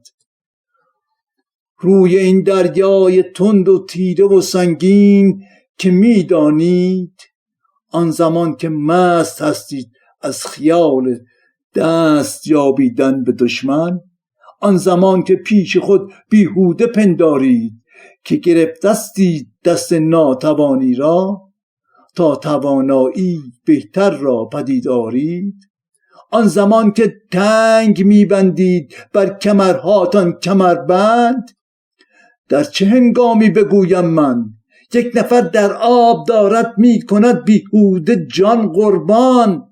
ای آدم ها که بر ساحل بساط دلگشا دارید نان به سفره جامتان برتن، یک نفر در آب میخواند شما را، موج سنگین را بر دست خسته میکوبد، باز میدارد دهان با چشم از وحشت دریده، سایهاتان را ز راه دور دیده، آب را بلعیده در گود کبود و هر زمان بیتابیش افزون. می کند زین آبها بیرون گاه سر گه پا. آی آدم ها، او ز راه دور این کهنه جهان را باز می پاید. می زند فریاد و امید کمک دارد. آی آدم ها که روی ساحل آرام در کار آی آدم ها که روی ساحل آرام در کار تماشایید. موج می کوبد به روی ساحل خاموش، پخش می گردد چنان مستی به جای افتاده بس مدهوش. می رود نعره زنان وین بانگ باز از دور می آید. آی آدم ها، و صدای باد هر دم دلگزاتر، در صدای باد بانگ او رهاتر از میان آبهای دوری و نزدیک. باز در گوشها این نداها، آی آی آدم ها. پایان. علی یخی.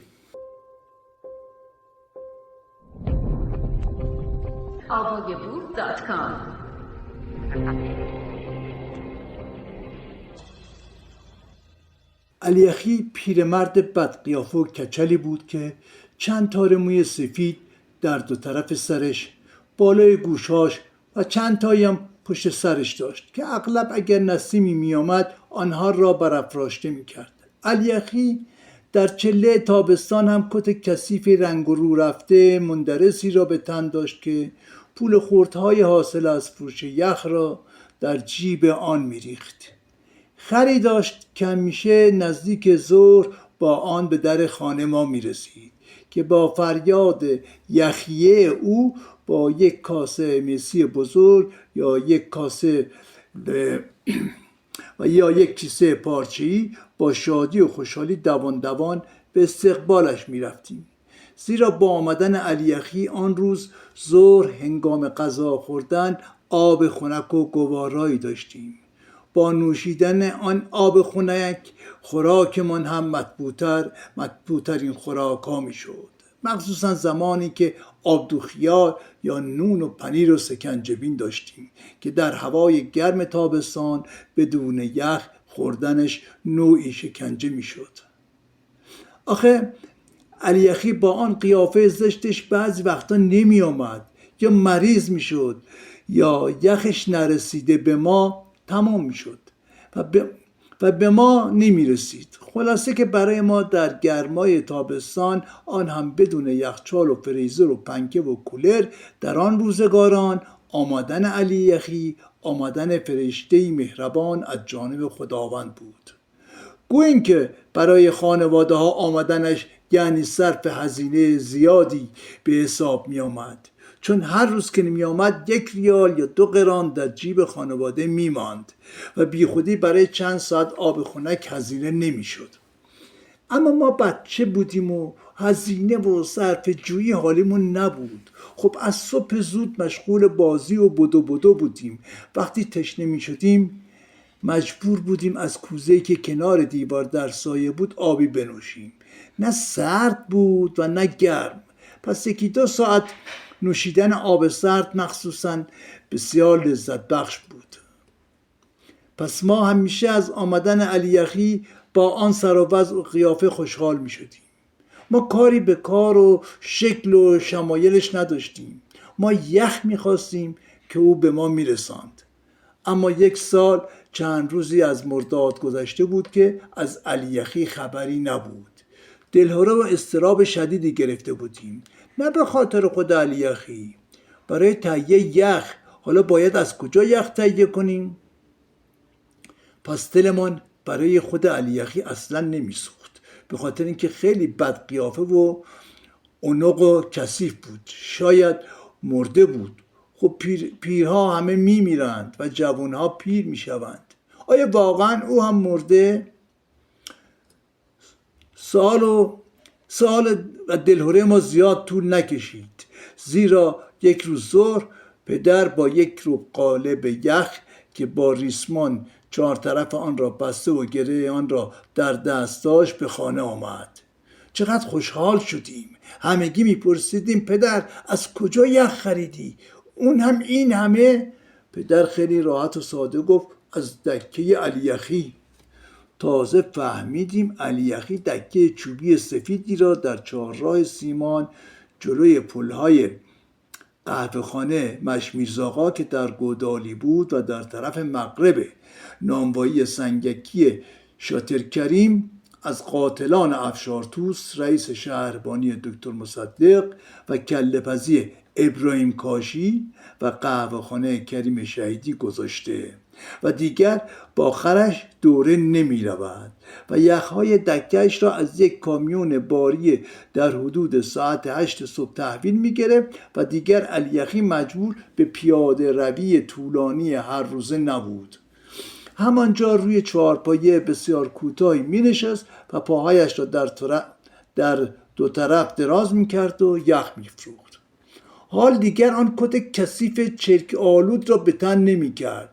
یک قوطی خالی 2 کیلویی روغن نباتی را دخل کرده بود و پولهایش را در آن می‌ریخت. اما این تغییر رفتار ناگهانی علی یخی نه تنها من بلکه باعث تعجب همه اهالی شده بود. علی یخی دیگر لباسهای مرتب و تمیزی می‌پوشید، پیراهن سفید یقه آرو.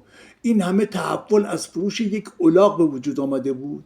آخه علی یخی کم شخصیتی نبود. همه اهالی محل کارخانه سیمان ری او را میشناختند و همه از این دگرگونی متعجب بودند. اما هیچ کس به خاطر اخلاق اونق و خشن او جرأت نمیکرد سوالی ازش بکند و این تعجب هزاران برابر شد. زمانی که متوجه شدن علی یخی ازدواج کرده و یک زن زیبای جوان خوش هیکل خوش قد و بالا را گرفته. باور کنید علی یخی جای پدر بزرگش بود. این ناجنس با یخ فروشی 1 ریال و 2 ریال چطور توانسته چنین زنی را بگیرد؟ آیا این زن بی کس و کار بوده؟ از سر راه پیداش کرده؟ یا انقدر پول داشته که توانسته او را از پدر مادر بدبختش بخرد؟ اگر اینطور است این پول را از کجا به دست آورده؟ عده‌ای معتقد بودند گنج پیدا کرده و کسانی بودند که میگفتند ای بابا اونقدر سیاه‌بخت و بیچاره و گرسنه تو دهات این مملکت ریخته که بچه‌هاشون و مخصوصا دختران را به چندر قاز پول سیاه میفروشند. چون پسر میتواند خیلی کارهایی انجام دهد که کمک خرج خانواده باشد. آری میتوانند از پسر بچه‌های خودشان بهره کشی کنند. بگذاریم با آمدن این زن که نه، این الهه زیبایی به خانه علی یخی روزگارش به کلی تغییر کرد. زیرا وقتی پیشنهاد حسین لاکانی را برای مشورت شعبه یخی پذیرفت، حسین لاکانی کاری کرد که شعبه شد پاچال توزیع یخ. تمام کمپرسی هایی که یخ به معادن استخراج سنگ می بردند هر روز صبح از ساعت 7:30 تا 2-3 بعد از ظهر هر بار مجبور بودند چند قالب یخ را خریداری کرده برای کارگرانی که در معدن یا سنگ استخراج می کردند یا بار کمپرسی ها می کردند ببرند. آری کاروبار یخ فروشی چنان بالا گرفت که خود حسین لاکانی هم باورش نمیشد. اما حسین که در کارخانه سیمان معلوم نبود چه کاره است و مشغول چه کاری بود و به جز حقوق کارخانه پولکی هم بابت داوری‌های کشتی دریافت میکرد، با یخ علی یخی چه سنخیتی داشت. یک شایعه این بود که حسین لاکانی بو میکشد و هر جا بوی پول بدهد همانجا سبز میشود. اما این شایعه زیاد نزدیک به حقیقت نبود، چون این سوال پیش می آمد آیا بوی پول فقط از دکه چوبی سفید به مشام می رسید؟ شایعه دوم این بود که حسین به خاطر اون الهه زیبایی به علی یخی نزدیک شده بود. البته حسین با آن قد و بالا و هیکل ورزیده و چهره‌ای هزاران برابر قشنگتر از علی یخی باید بتواند دل نازک و رنج دیده آن الهه را به دست بیاورد. من هر چقدر از زیبایی این خانم تعریف کنم باز حق مطلب را به جا نیاوردم. بعدها من زیبایی ایشان را در یک ستاره فیلم‌های ایتالیایی یافتم، خانم کلودیا کاردیناله، و برای همین کشف خودم از اولین فیلمی که از ایشان دیدم به نام دختری با چمدان، هر فیلمی که از ایشان روی پرده سفید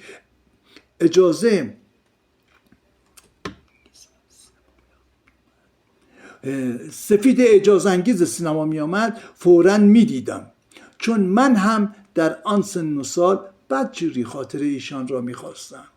گویا از مرحله به طور کلی پرت شدیم.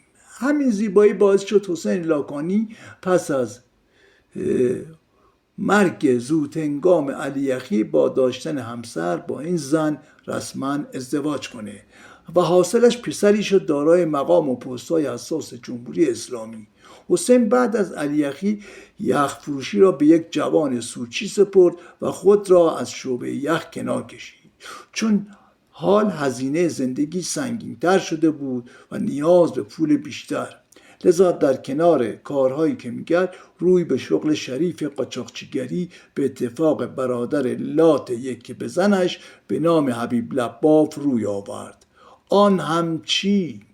شیر کشخانه ای راه انداخته بود که بیشتر مشتری ها از اقصا نقاط تهران با اتومبیل های شخصی به آنجا می آمدند.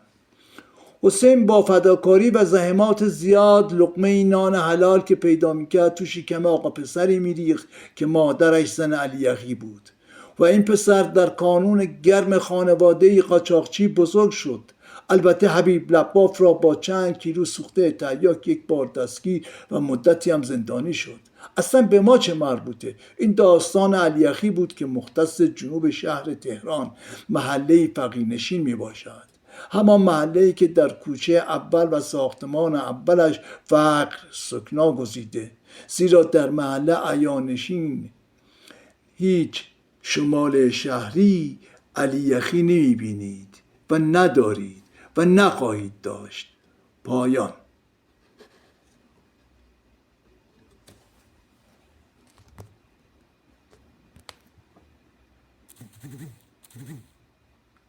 گم شده. AvoyaBook.com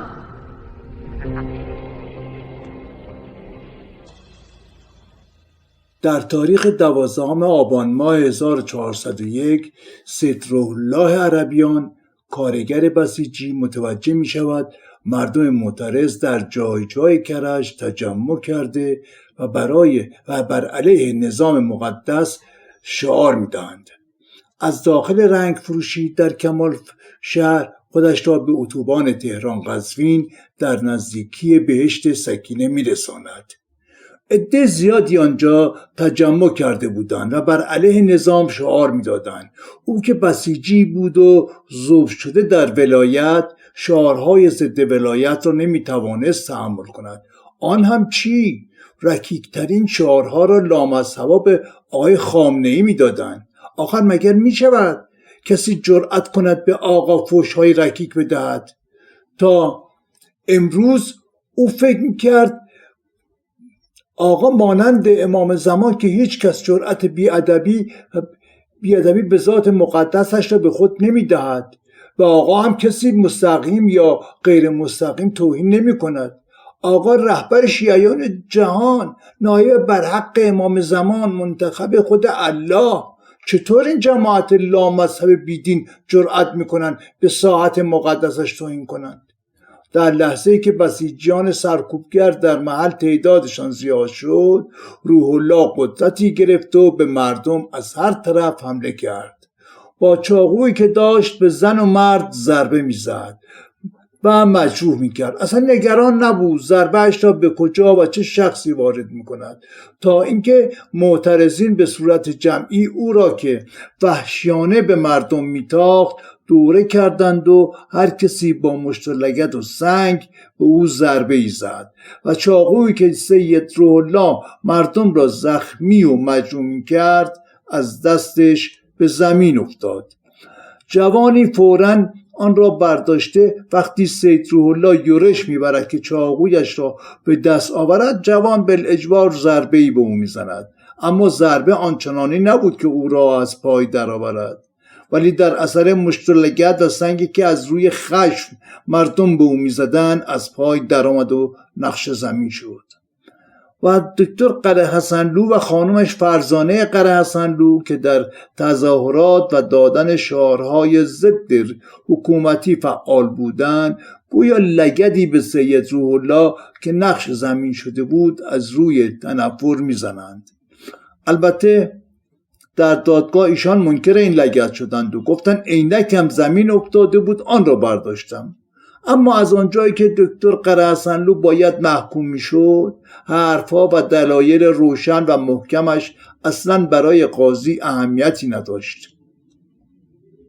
آنها یعنی موسی آصف حسینی و دادستان باید دکتر قره حسنلو و خانمش را که آمده بود به شرایط موجود مملکت و حتی خود رهبری اعتراض کنند را محکوم می کردند.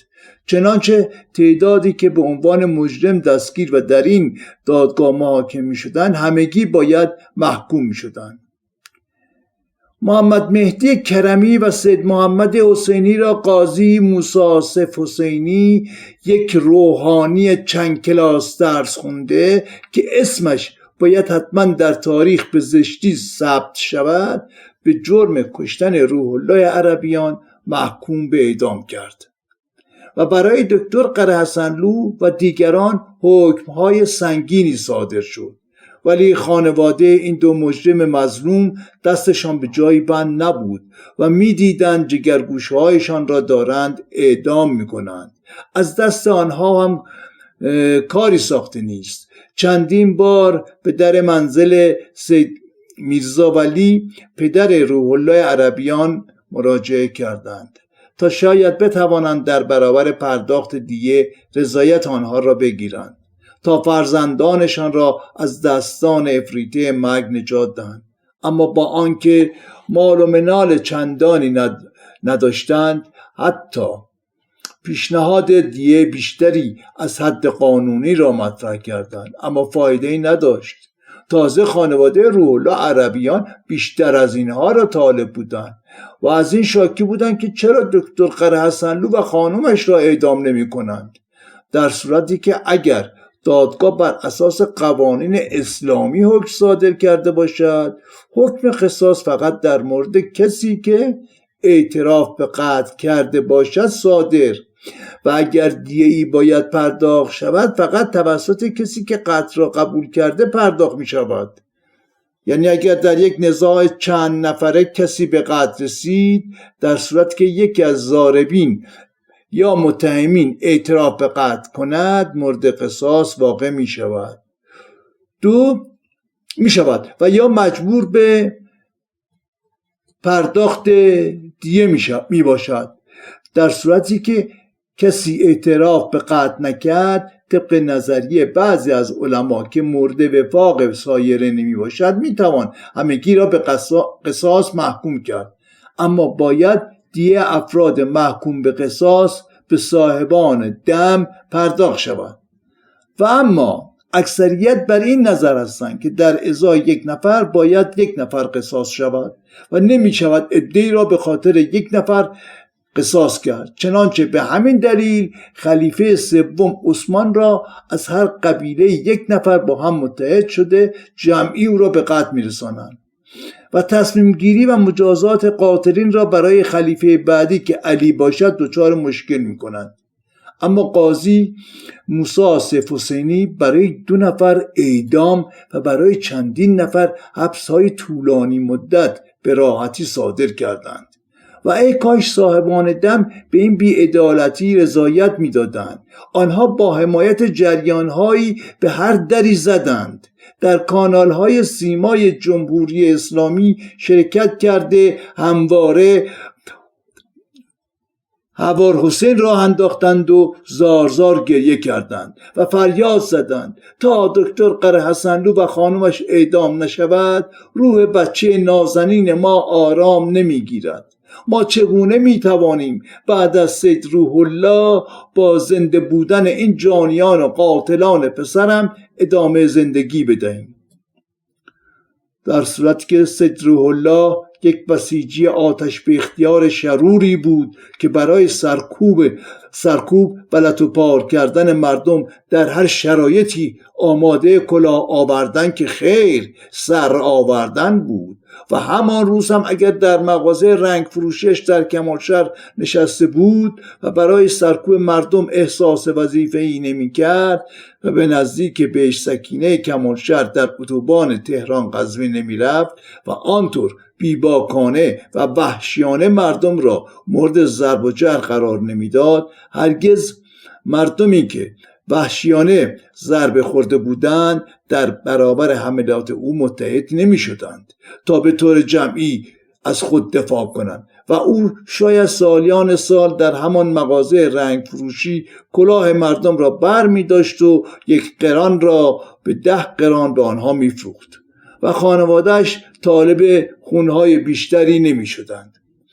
تقاضای اعدام 2 نفر دکتری که سالیان سال درس خوانده و زحمت کشیده به درجه از علم و دانش رسیدند که می توانند جان انسانهای زیادی را نجات دهند، به خاطر فرزندی که از مدرسه گریزان بوده و عمری را در راه شرارت به رایگان خرج کرده، طالب خونهای بیشتری نمی شدند.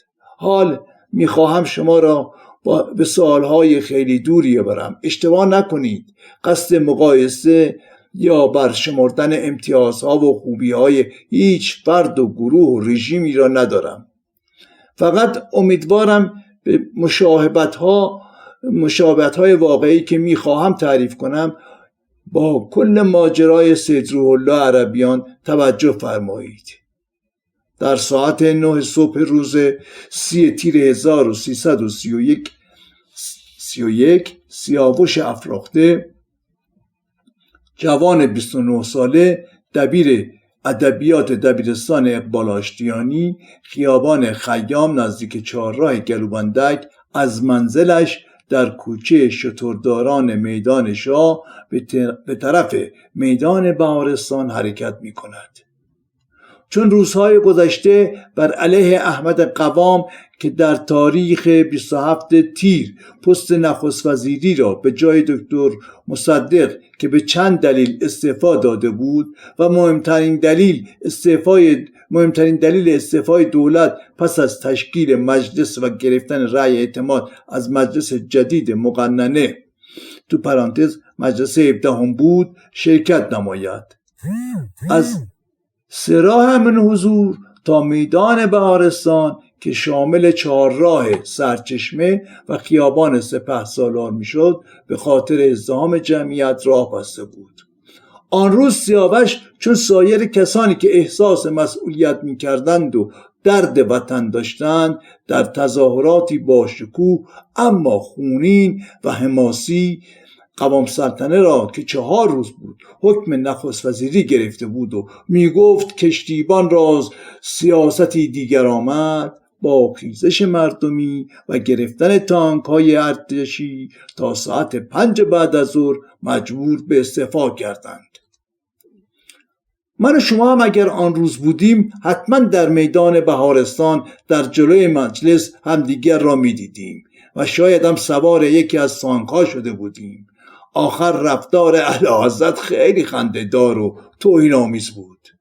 جای مصدق که با انگلیس در حال جدال برای ملی شدن نفت بود را به یک مهره شناخته شده 100% انگلیسی برادر وثوق الدوله که ایران را طبق قرارداد 1919 به انگلیس و روس فروخته بود می‌دهد. اما مردم قوام را برای همیشه سر جایش نشاندند، ولی سیاوش در آن شب و بلکه شبهای دیگر هم به خانه نیامد.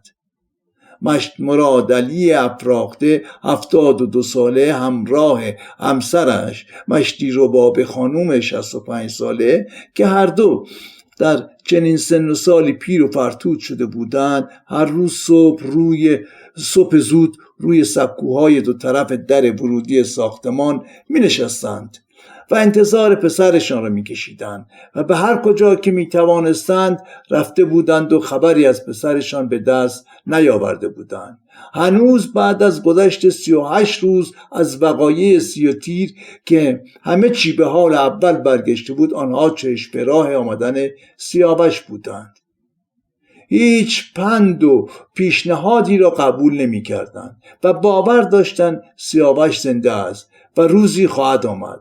البته همسایه ها همگی می دانستند سیاوش مانند خیلی از جوانان دیگر در 30 تیر شهید شده و چون مدارک که شناسنایی نداشته حتما به حساب شهدای گمنام گذاشته شده. اما در صبح روز دوشنبه 29 مرداد 1331 مشت مراد علی که تنها روی سکو نشسته بود، مرد جوانی با چند پاکت میوه و یک جعبه شیرینی جلوش سبز شد و بعد از سلام علیک و تعارفات معمولی پیرمرد پرسید: خب حتما از سیاوش برایمان خبری آوردی؟ حتما هم خیره مرد.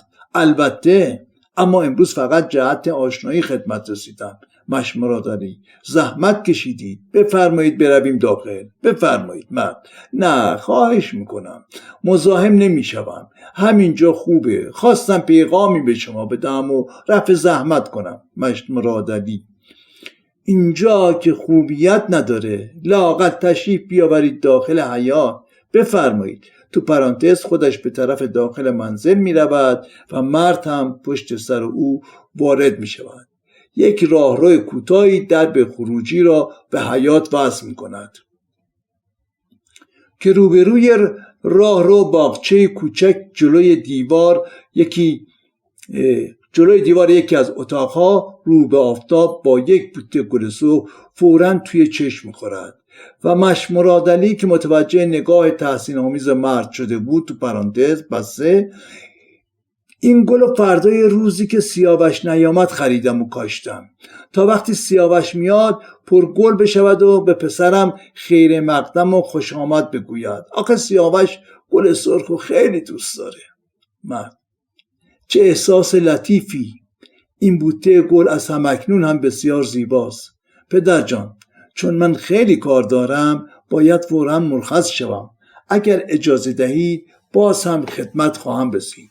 شما لطفاً آماده باشید. 9 شهریور که خدمت رسیدم به اتفاق جایی خواهیم رفت. مشت مراد علی: کجا؟ برای چی؟ مگه شما کی هستید؟ مأمور امنیه هستید و میخواهید ما رو دستگیر کنید یا پسرم زندانی شماست و ما را پیش او میخواهید ببرید؟ مرد: پدر جان چرا خودتان را ناراحت میکنید؟ زندان چیه؟ به وقتش همه چی رو توضیح میدم، ناراحت نباشید. با اجازه شما، خدا نگهدار. تو پرانتز بدون اینکه منتظر جواب مشت مراد علی شود به سرعت از منزل خارج می شود و دوباره در یک شهریور به اتفاق یه آخوندکی که پیشنماز مسجد حاج ابوالفتح که در ضلع شمال غربی میدان شاه یعنی ابتدای خیابان مولوی واقع بود، با هدایا و مایحتاج خوراکی منزل به دیدار مشت مراد علی آمد. مراد علی که از این دیدار زیاد خوشنود نبود، مرتب سعی میکرد ایرادی گرفته مهمانان را از سر خود دفع کند. به همین جهت حاج آقا پیش نماز مسجد رشته سخن را به دست گرفت و گفت: مشت مراد علی صبور باش، دلتو بده به خدا. این آقا قصد خدمت و محبت را به شما دارد. اصلا از کجا میدانی؟ شاید این مرد را هم خدا مأموریت داده و سر راه شما قرار داده. اینقدر بی‌تابی سیاوش را نکنید، خدا را خوش نمی‌آید. این همه جوان در این وقایع 30 تیر کشته شدند. آنها پدر مادر نداشتند پدر جان، سیاوش شما هم شهید وطن شده. اصلا همانطور که خدا خودش داده بود مال خودش بود پس گرفته. این بنده خدا را هم خود خدا برای شما فرستاده. اجازه بده این آقا هر چند گاهی خدمت شما برسد و آنطور که دوست دارد وظیفه خود می‌داند به شما خدمت کند.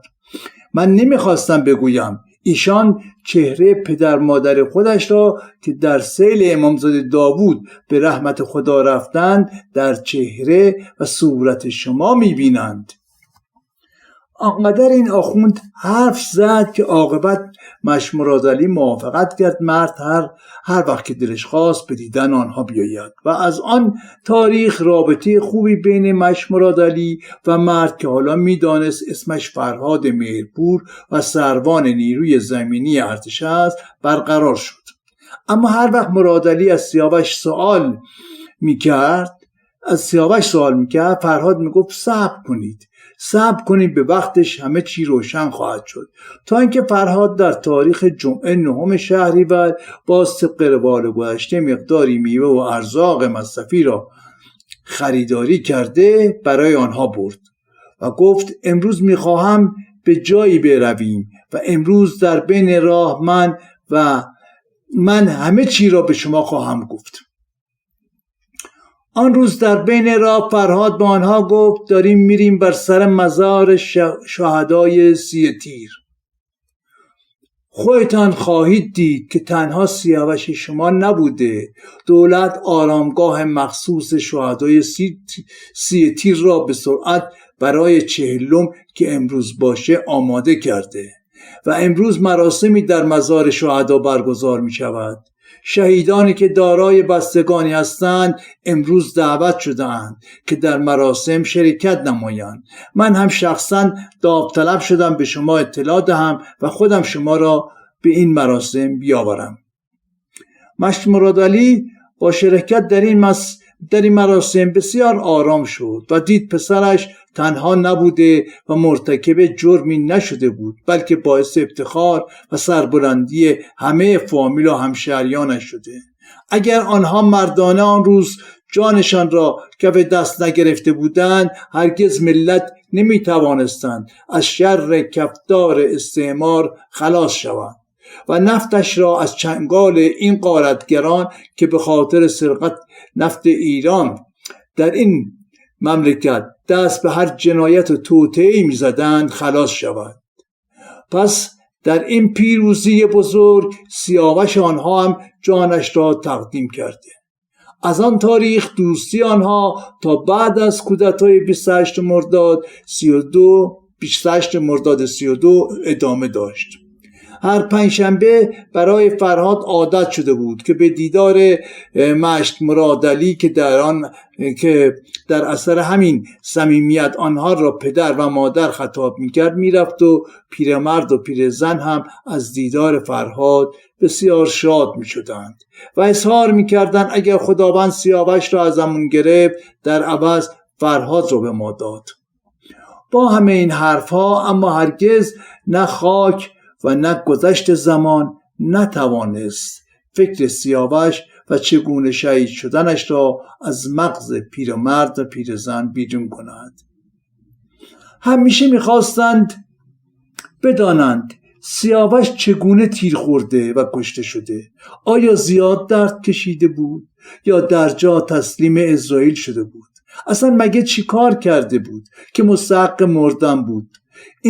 این سوالها را بارها از فرهاد پرسید و فرهاد را دچار زحمت و عذاب وجدان کرده بودند، اما هر بار به شکلی از پاسخ دادن تفره رفته بود تا اینکه بعد از کودتای 28 مرداد 32 1 ماهی از فرهاد خبری نشد و آن دو فکر می‌کردند فرهاد هم در جریان کودتا چون سیاوش در 30 تیر کشته شده.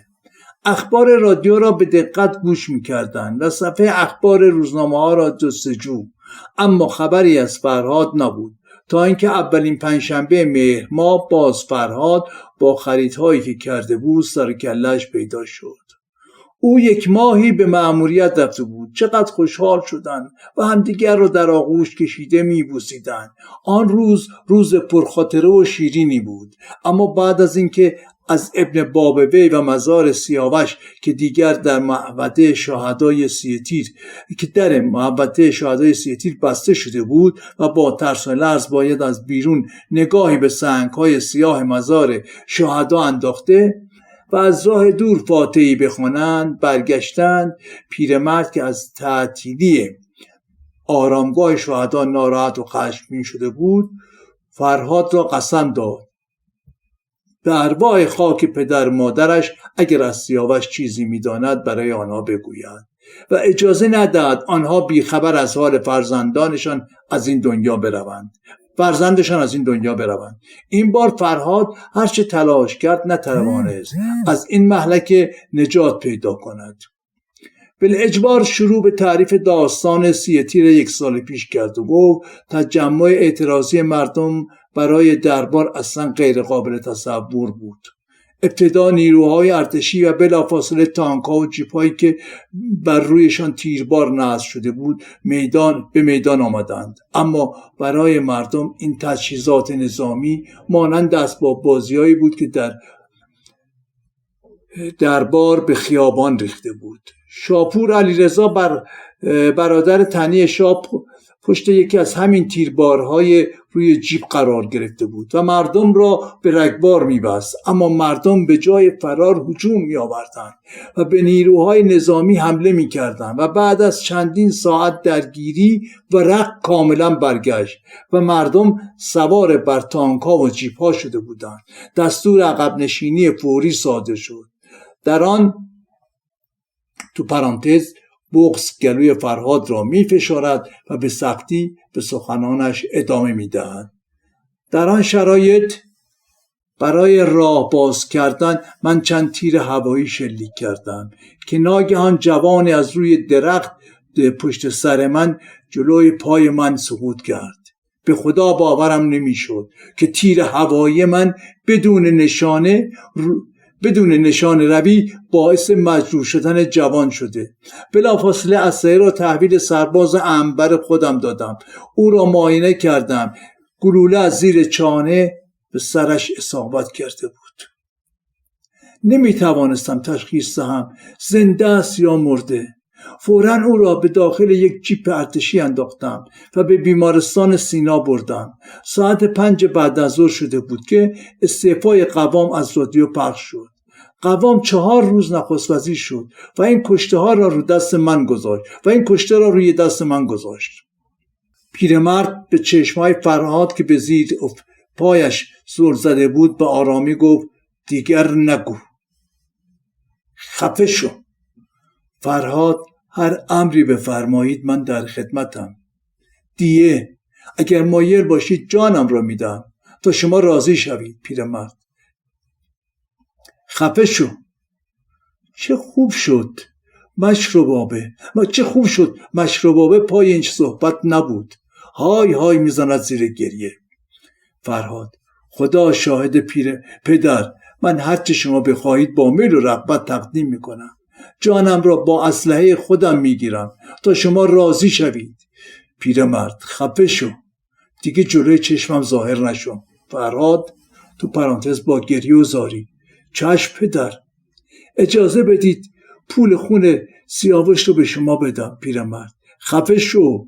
برو گورتو گم کن. فرهاد تو پرانتز با شرمندگی در حالی که سرش را زیر انداخته بود بدون اینکه چیزی بگوید تا جلوی راهروی خروجی حیاط رفت. آنجا برگشت، نگاهی به پیرمرد انداخت و به آهستگی گفت خدا حافظ و از حیاط بیرون رفت.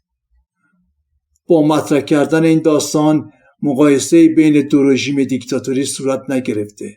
فقط آدم‌ها بودند که واقعیت درونی خودشان را نشان دادند، زیرا صحبت از شخصیت‌هایی بود که انسان بودند و سرنوشت آنها را در جایگاه‌های مختلفی قرار داده بود. اما آنچه که هرگز کوچکترین خدشه‌ای بهش وارد نشد انسانیت بود. انسانیت بود که هرگز در پایگاه و مقامی خودش در هر پایگاه و مقامی خودش را حفظ کرد و چهره زیبایش را به نمایش گذاشت. امروزه انسانیت خمیره است کمیاب و بس ارزشمند که اگر ذره از آن در وجود هر جانداری باشد او را متحول کرده چهره درخشانی از او به یادگار می‌گذارد. و چنانچه یک تک سوزن از این خمیره در وجود عربیان ها و قاضی موسی آصف حسینی ها و تمامی آمران و آتش به اختیاران وجود داشته باشد، هرگز در جامعه خشونت و وحشیگری نمیتواند ابراز وجود کند. پایان.